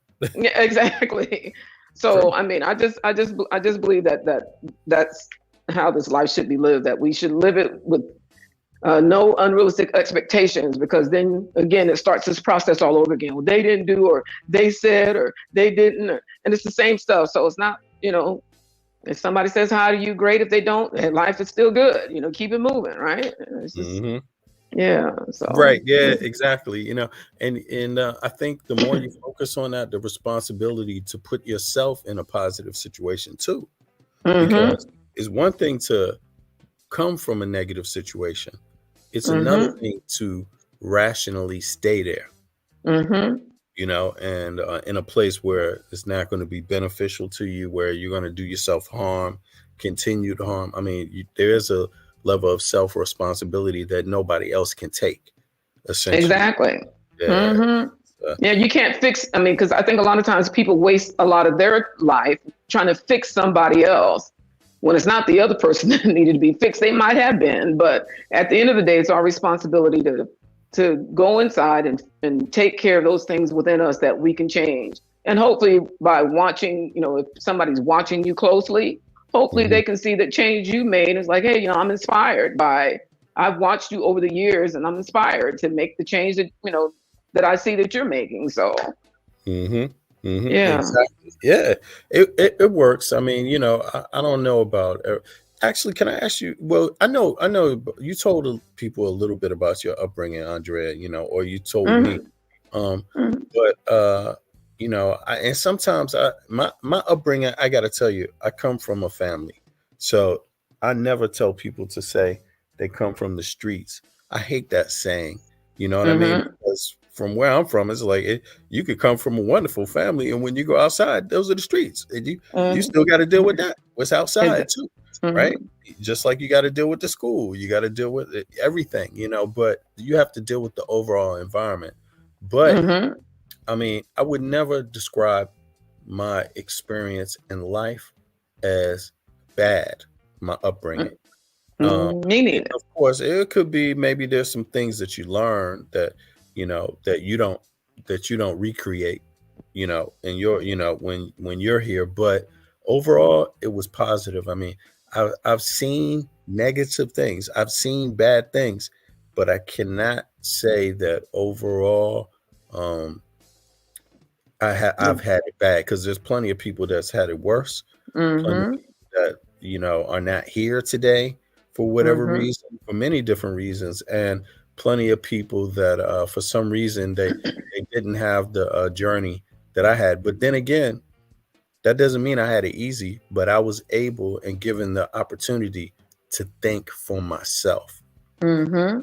and I was given the opportunity to be raised to not want to be somebody else, not be a follower, not just Mhm. try to not just settle. You see what I mean? So I always embraced everything that was there, no matter what, Mhm. you know, and positive, all the positive, even if it come from some maybe scrupulous people, but if it was positive, it's positive. You know what I'm saying? Mhm. At times it doesn't Mhm. matter. You don't get to choose, you just got to take what's positive from everybody, and Yeah. that was the direction I took in my life. Music was a way for me to to look in. It was a way for Mhm. me to look in because when you listen to music, you have to be quiet to listen to it. When you're involved in music, you have to do things over and over and over and over again, perfection, to try to create perfection. So you have to do a lot of listening, not a lot of talking. There's a time and a place for everything. There's a time for writing, there's a time for performing, there's a time for listening and listening back again, and then editing and changing things. You learn to focus, but that was a way that I could escape the Mhm. the the things that maybe could have killed my ass, essentially, and at least I had that outlet, and I give that credit to my parents, and it's essentially just for providing me with a home. You know what Mhm. I mean? That's it, just a home, a room to myself, and a home, a place to come and eat some food. If I didn't do good in school, I still had the place to come and eat my food. You see what Mhm. I mean? Because I Yeah. my school grades weren't always that great. You know what I mean? Mhm. But I always had a meal, and I always had my bed. I always had my room, and outside of that, my parents weren't around. I almost could do anything I wanted to do, but I had that. And Mhm. if I anything bad happened to me, pretty much it was because it was just the path I took. That's what I wanted to do. I could have, so I don't have any negative thoughts about my upbringing. But having said that, even some of the just inherent violence of the town I grew up in at that time, because I grew up in at 85, I was 15 years old, you know. Um, Mhm. so just walking down the street and what a normal community was like changed rapidly from Mm. 85 on. So I had to learn to accept, that a lot of other things could happen, just sad things happening, a lot of violence, a lot of drug violence, a lot of, a lot of watching people misery, go through some misery that, for one reason or another, it was a part of those times, but those things are hard to put behind you. Lost friends, um, seeing self-destructive behavior. Um, Mhm. it's hard to put those things behind, but you know, f- but my way of dealing with that is by trying to be positive, trying to be Mhm. thankful, trying to even though it still wasn't easy, at some point I found my own way. I was able to find a lane for myself, and I was able to find a way to stand up by myself. Mhm. You see, so that's what life is about. Yeah. Not being dependent. on somebody else, but you strong enough to where you can make everything else happen that you want to happen, in a respectful way. So I just try to give back at this point, and you know, and also think about some of the kids that I've seen that I know, they're just not told what their opportunities could be, sadly enough. Mm-hmm. And I know my life is a little different, so I try to share that just in case somebody else listens and hears it and says, you know what, damn, maybe I can do something a little different. Maybe I could try some other moves here and there. Um, Mm-hmm.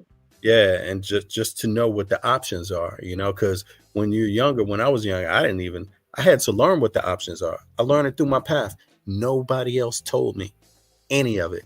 Nothing that happened in my life. No one ever uttered a word out of their mouth about it being a possibility. Yeah. Nobody can do that for you. No. But Yeah, I I mean, enjoyed my childhood. I hey, enjoyed every minute of it. you There's nothing that I could look back and say I would do that over. I enjoyed I enjoyed being a kid. I enjoyed all of it. I really did. I mhm, don't think there's anything I would change. mhm, Nothing.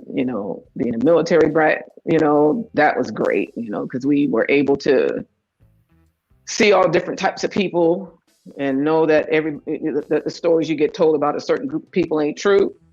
So you didn't mhm. have that. I didn't have to go out into the world with this Totally this negative attitude. Yeah. yeah, or just even about yourself, because because you're told a particular thing, and then you realize when you're growing up and you're in that environment where there's different nationalities of people in your classroom, and then you realize that the people who they said were supposed to be smarter than you really weren't.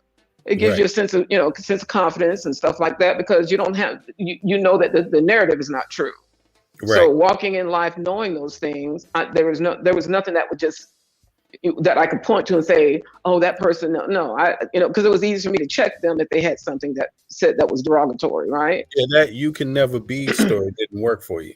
Exactly. So you had that, and then moving in a particular neighborhood we moved in, being the first Black people to move in and having to go through all that, going to school, when they had a riot at the school and saying niggers go home, we went through all that.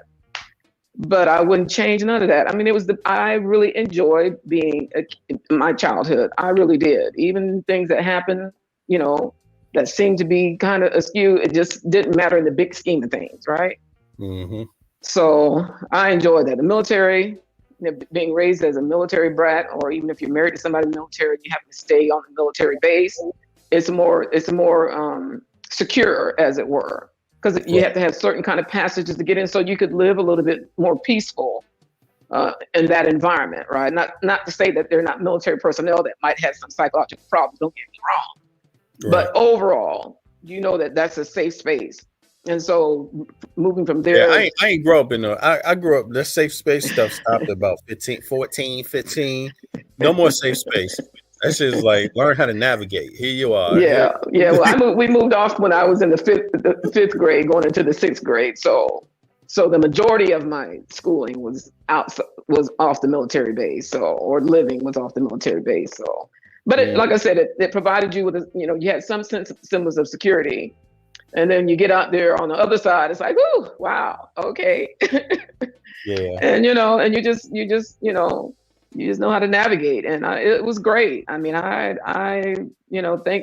thankful that my dad went down that road, and we always had, always knew we were going to have health care, always knew we were going to have food, always knew all those things, because all things were cheaper for, if you went on the military base to buy stuff than you did if you were going into the civilian world. So Hmm. we always, there was no, I mean, that's not to say we didn't struggle, because I come from a big family. That's not to say we didn't struggle and stuff like that, because that still comes with territory. Hmm. But still enjoyed being a kid. It's just, I Yeah, wouldn't you was trade spoiled. nothing. You was spoiled, basically.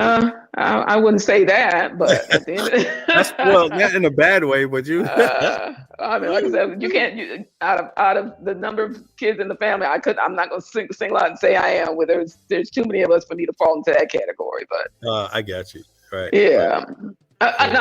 Now, even though I have been told that, I don't know why, but I've been told that, and my dad took the blame for it. He said, because you know, my husband would say she's just spoiled. My dad would say, well, son, I'm sorry, that's my fault. I'm like, hey, not my fault. I didn't do it. Not my fault, right? But you So didn't go to you didn't go to private school because you were a no, military girl, right? So you yeah. went to what, public school or what? I went to yeah. They had a school on the base that we went to, and Ah, there then you once go. we moved So out, it's yeah, public, but it's like base military school. yeah. I got But as interesting as it was, they actually bused Black kids whose parents weren't out in the military to the base to go to Oh, school, which really? was kind of, yeah. Okay. Yeah, I it was didn't know. kind of That's odd interesting. because I'm like, now I know there's gonna be Black kids that go to. And you were like, I mean, damn, they mind ain't like you, us.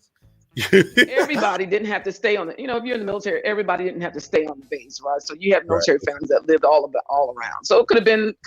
I don't, That's because I interesting.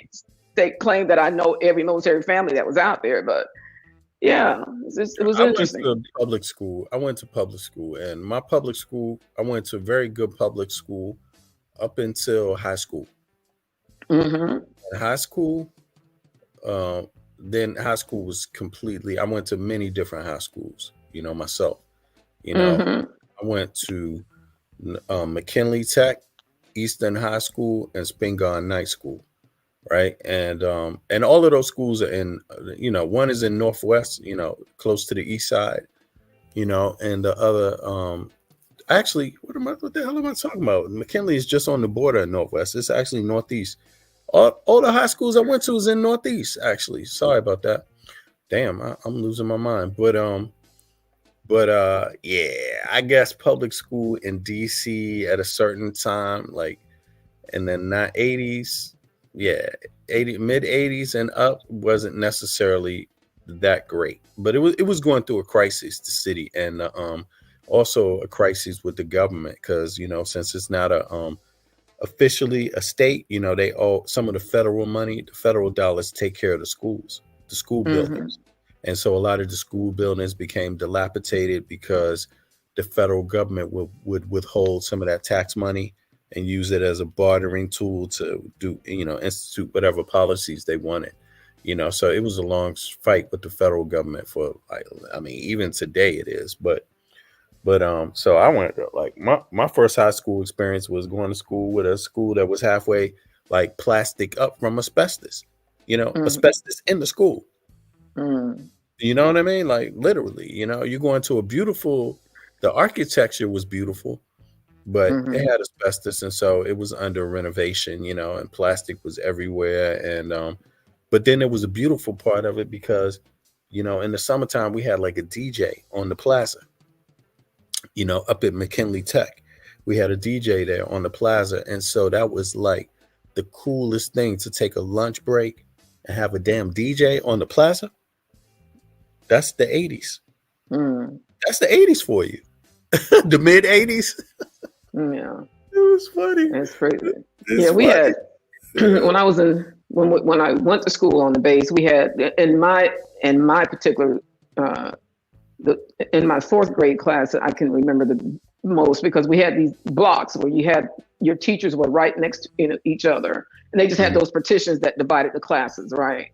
mhm, So my teacher, she had this what she called a turn down system. You always knew what your grade was in her class. There was you didn't have to guess. Based upon the rows you were sitting in, you knew what grade you had in her class, right? So if mhm, you were in the first row, you were an A student. Second row was a B student. Third row was a C student, D and F student. So you always knew where you stood. And the way mhm, she did that is, if say for instance, you're sitting in front of me, okay, and then she would ask you a question regarding homework or something, and you gave the wrong answer, okay, and then she comes to me and I get the right answer, then me and you would swap chairs mhm, because I knew the answer and you didn't. And mhm, so and that's how she conducted her class. So if you got the answer right, you stay where you are. If you're not, then you have to switch places to the person. Even if 4 or 5 people didn't know, all of them had to move one seat back, and the person would jump to be the first person. mhm. So and I just love that because you didn't have to second guess anything, right? And so you always, they were so creative in how they helped you understand the importance. I was the first one in my class too to get through the multiplication table, and then I helped them grade papers. That's how they took all of that, right? It was such a great learning environment, right? And so that's why I knew that, again, those are those things that that everybody that they said was supposed to be smarter than you was not true, because I was the first one to complete the multiplication table, not them, not all these other people that you hear all through, even back then they were talking all that crap about who was smarter and who was this and who was that. But I proved that was not a true theory, right? So. Oh, you hear that? Sorry about that. Can you hear that? I can hear you. Uh-huh. Sorry about that. Can you hear that noise?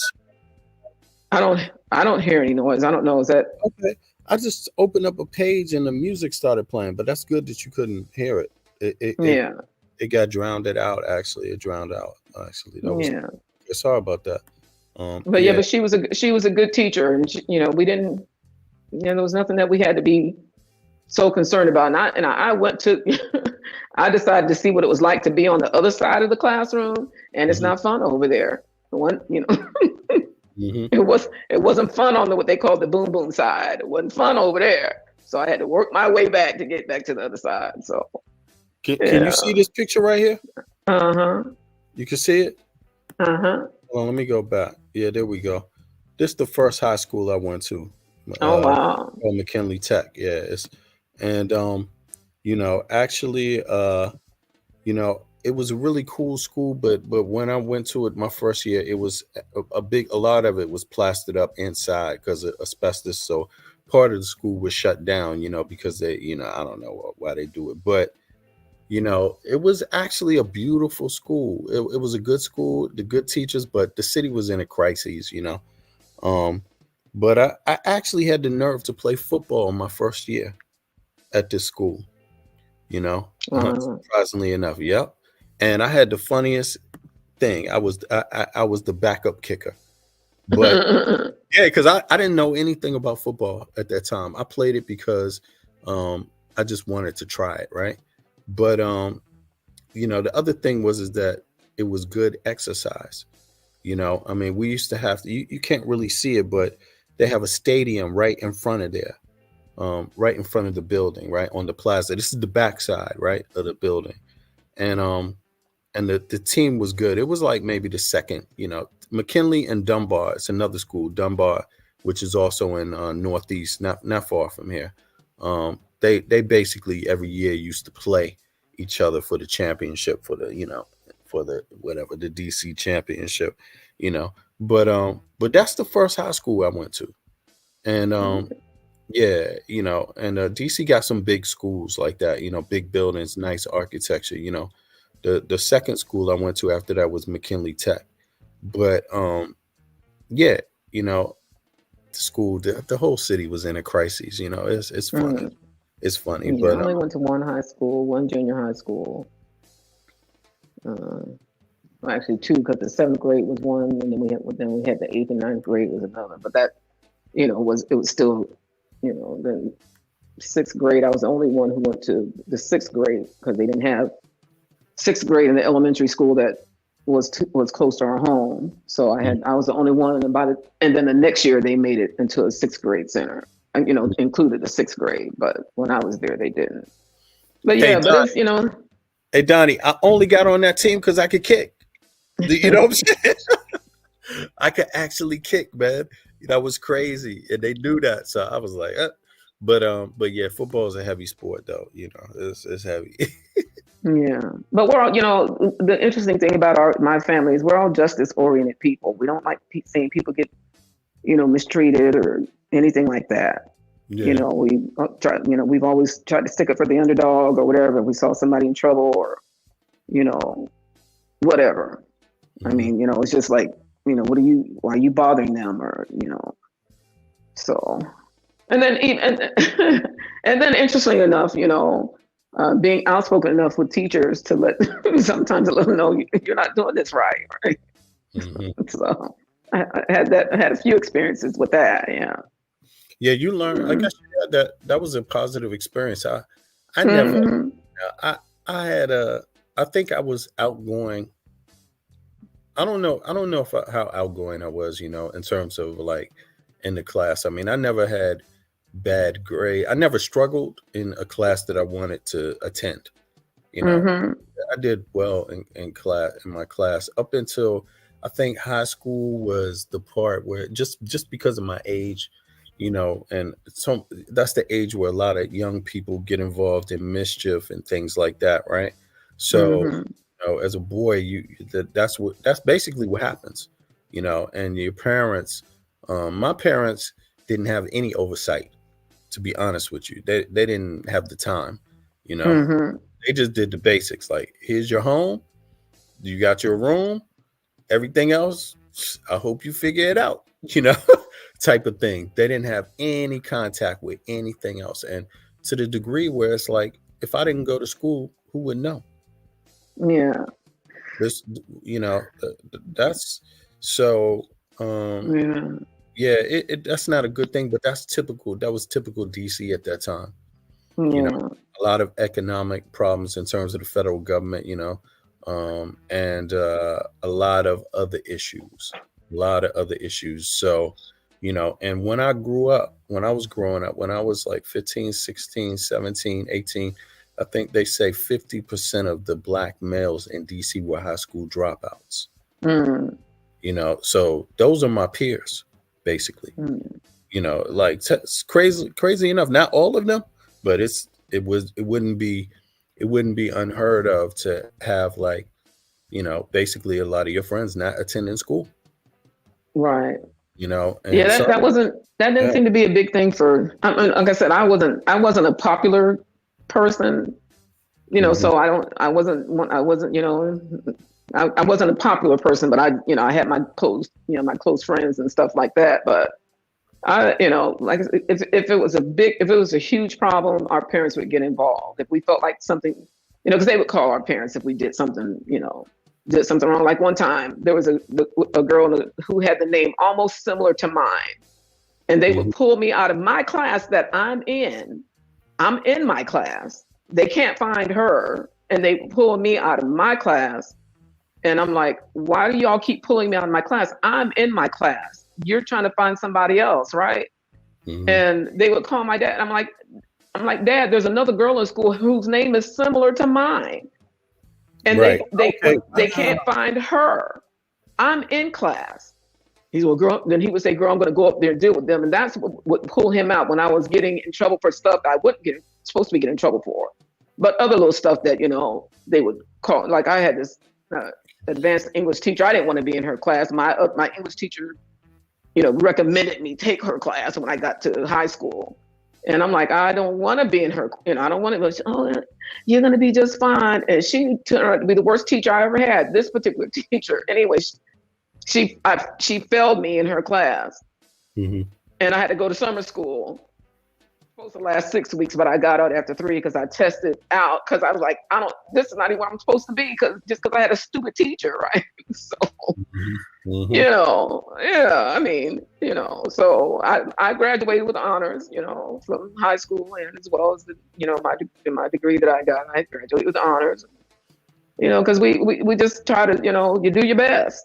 You do your Right. best, and it's not so much even in high school. It's not so much that I was trying to do my best. It just turned out that way, Right. just Yeah, you were on because the right track early and stayed on it. You stayed on the right.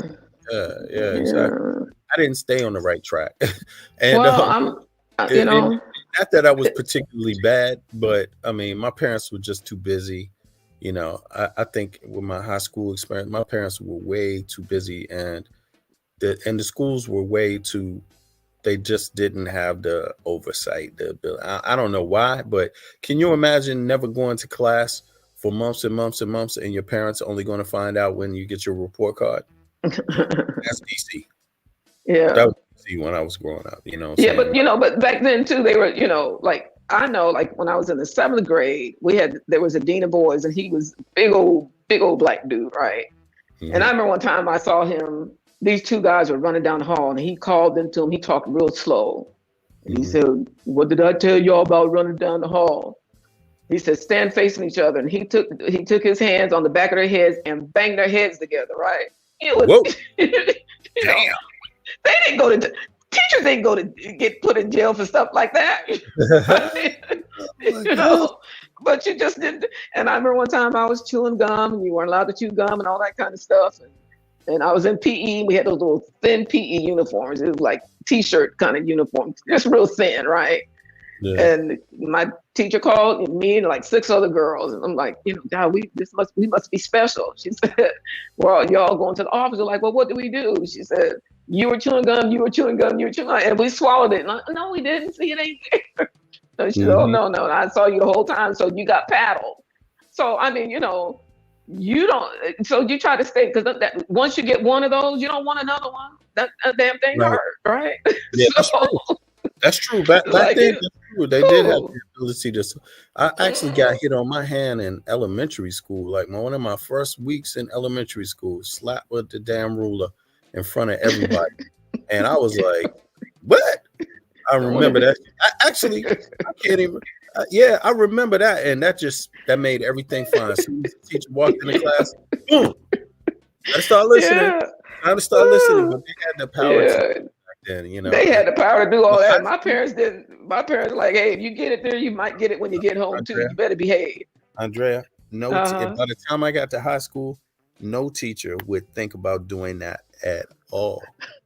That's how bad, because now you got a full grown, pretty much male that Uh-huh. you're gonna have to deal with. And the teachers, I think in that time the teachers were. I mean, you saw that movie. What's that movie about that principal that Carter. was Mr. judge? Carter. Right, Coach Carter. That Uh-huh. was basically all DC public schools. That's basically all of them. Like, really, no teacher in there, right? No teacher's going to say anything. They would never confront you directly, never, because it's just all out mayhem.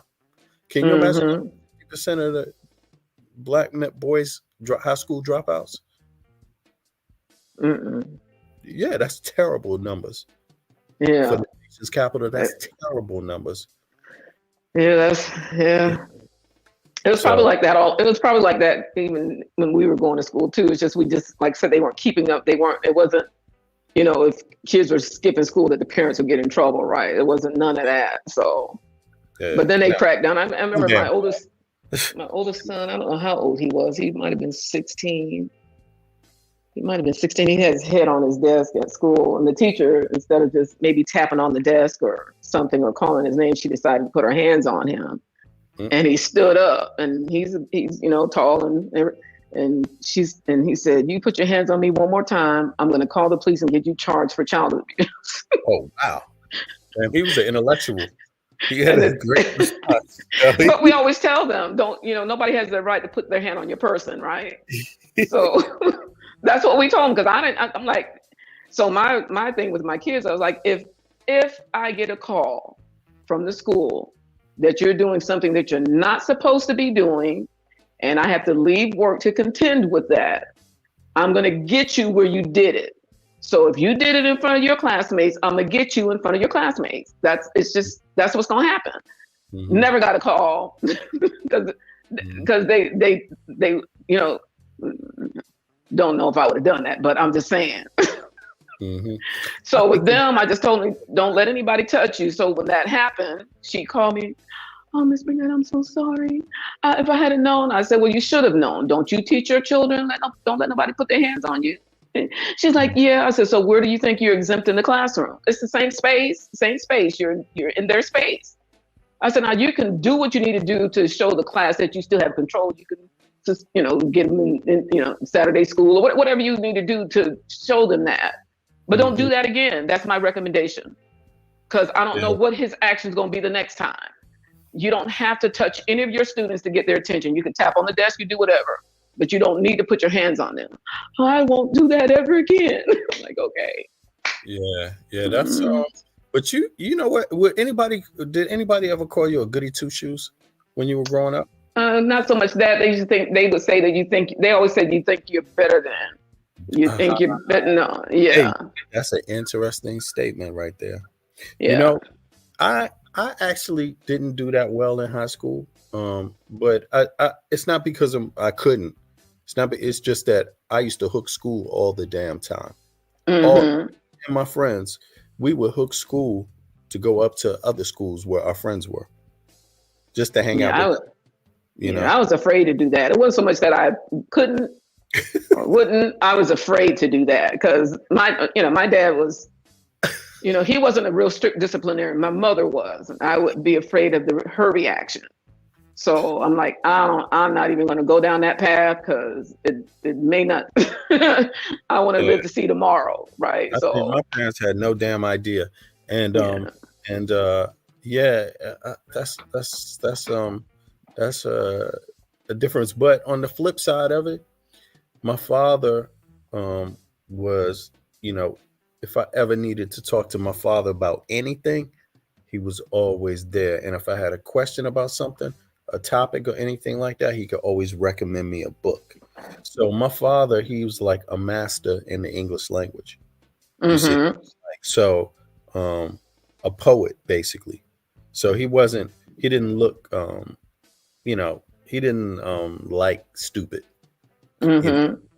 And so he always pushed me to use my mind, but Mm-hmm. he never put me in a box either. Like he never talked down to me. You know? Mm-hmm. But from an early age, even before high school, I learned so much from my father, just like working with him in his company, his business, and things like that. So, so I think high school, I didn't miss high school so much. It's some things I could have done better, but it didn't affect me the way it might affect others, right? Mm-hmm. And the fact that I always had a home to be in, to go to, I could always choose what I wanted to do. Did I want to go outside and mix up in the shenanigans, or did I want to be in my crib and Mm-hmm. do whatever I want to do there? You see what I mean? Mm-hmm. So Yeah, but it's interesting, right? Because we grew up in a predominantly white neighborhood, right? But mhm. I didn't like it over there, so I did everything I could to get to the other side of town. I hated it, Woo.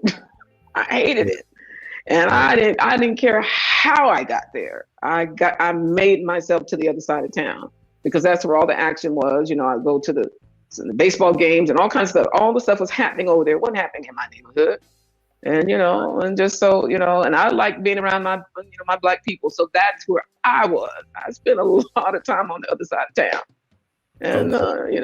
yeah, my dad would, if we fought each other, my dad would threaten to move us I was like, yes, because that's where the brothers are, right? Damn. So My I've been parents, they telling didn't you. even think about that. There's no way in DC. DC was like basically all black city, pretty much. Like 80. When I Hmm. grew up, 80, 75% black. So you ain't gonna just move anywhere. You can move to the elite part of town or not. And that was DC at that time. Today it's a little different. It's the things have changed so much in that city, but I didn't have an issue with like I had where I lived in the center of the city, the hill, Capitol Hill Hmm. East. It's like it's diverse, you could say, but um it's still basically black. I would say maybe 60-70% black. Capitol Hill Hmm. East, at that time, so yeah, but it didn't. DC, when it comes to like the negative aspects that are there, dangerous things, crime, and things like that, it's not necessarily your it's not necessarily your economy that's the problem, Hmm. because a lot of DC was strong middle class city, you see, Hmm. but it's more so just about the realities of America, you could say, you know, Yeah. yeah, Yeah. just some overall Yeah. I think reflection. we did. Yeah. I think that, where we moved to was still like in close proximity to the military base. So when my Mm-hmm. dad retired, he wasn't trying to move too far away, but it still was a predominantly white area.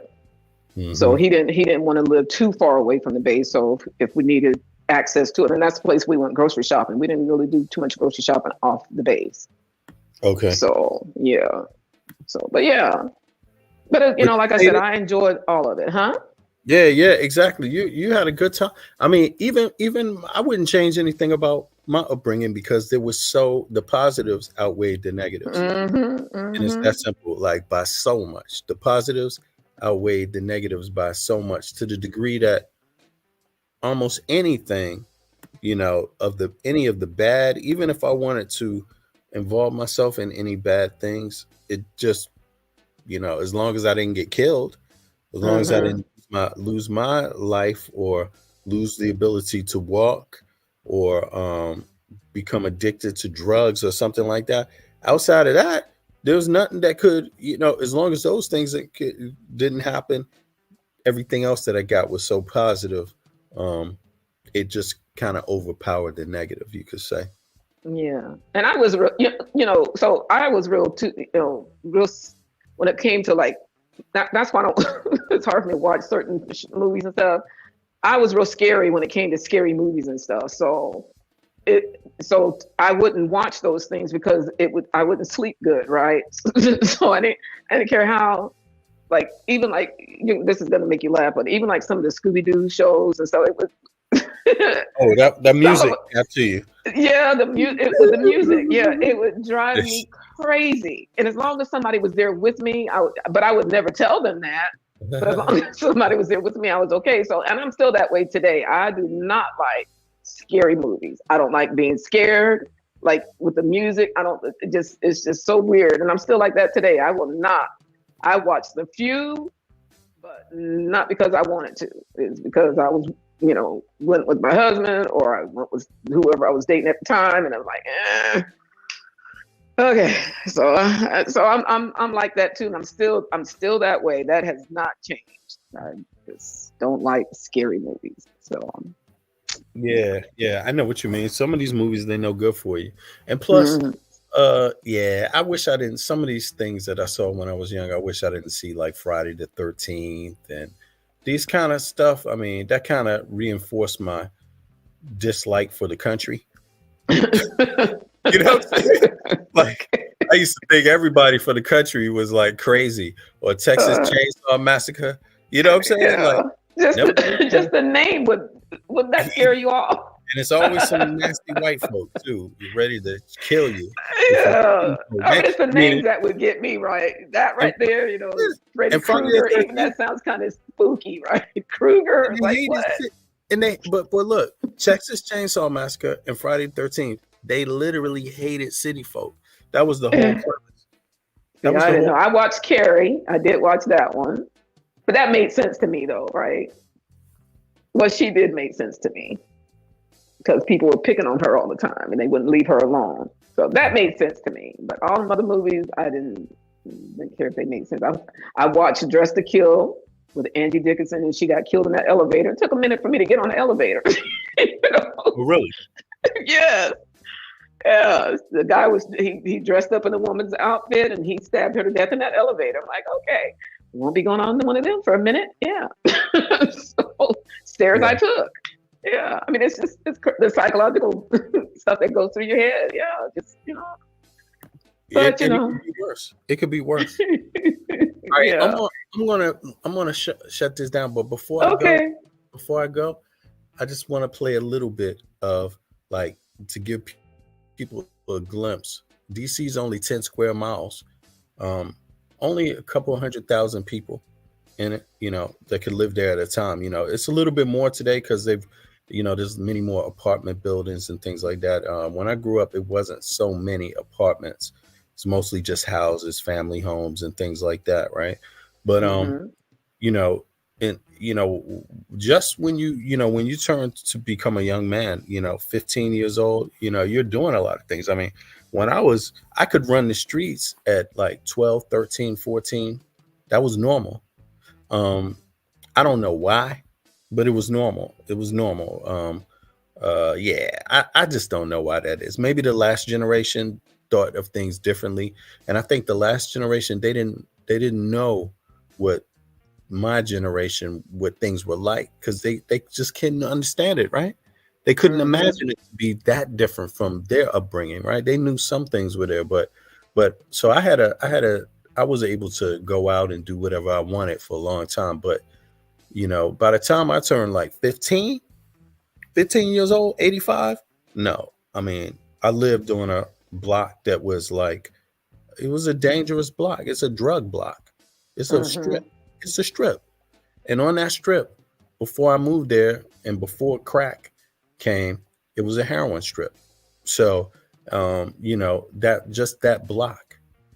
So I was able to just go in and out, whenever I wanted. And I'm just lucky basically to be alive because you can't, you can't just separate yourself from the people in your neighborhood.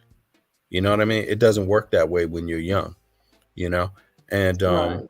yeah, so I know so many people from my neighborhood that either friends of mine that either died, um, yeah, that died.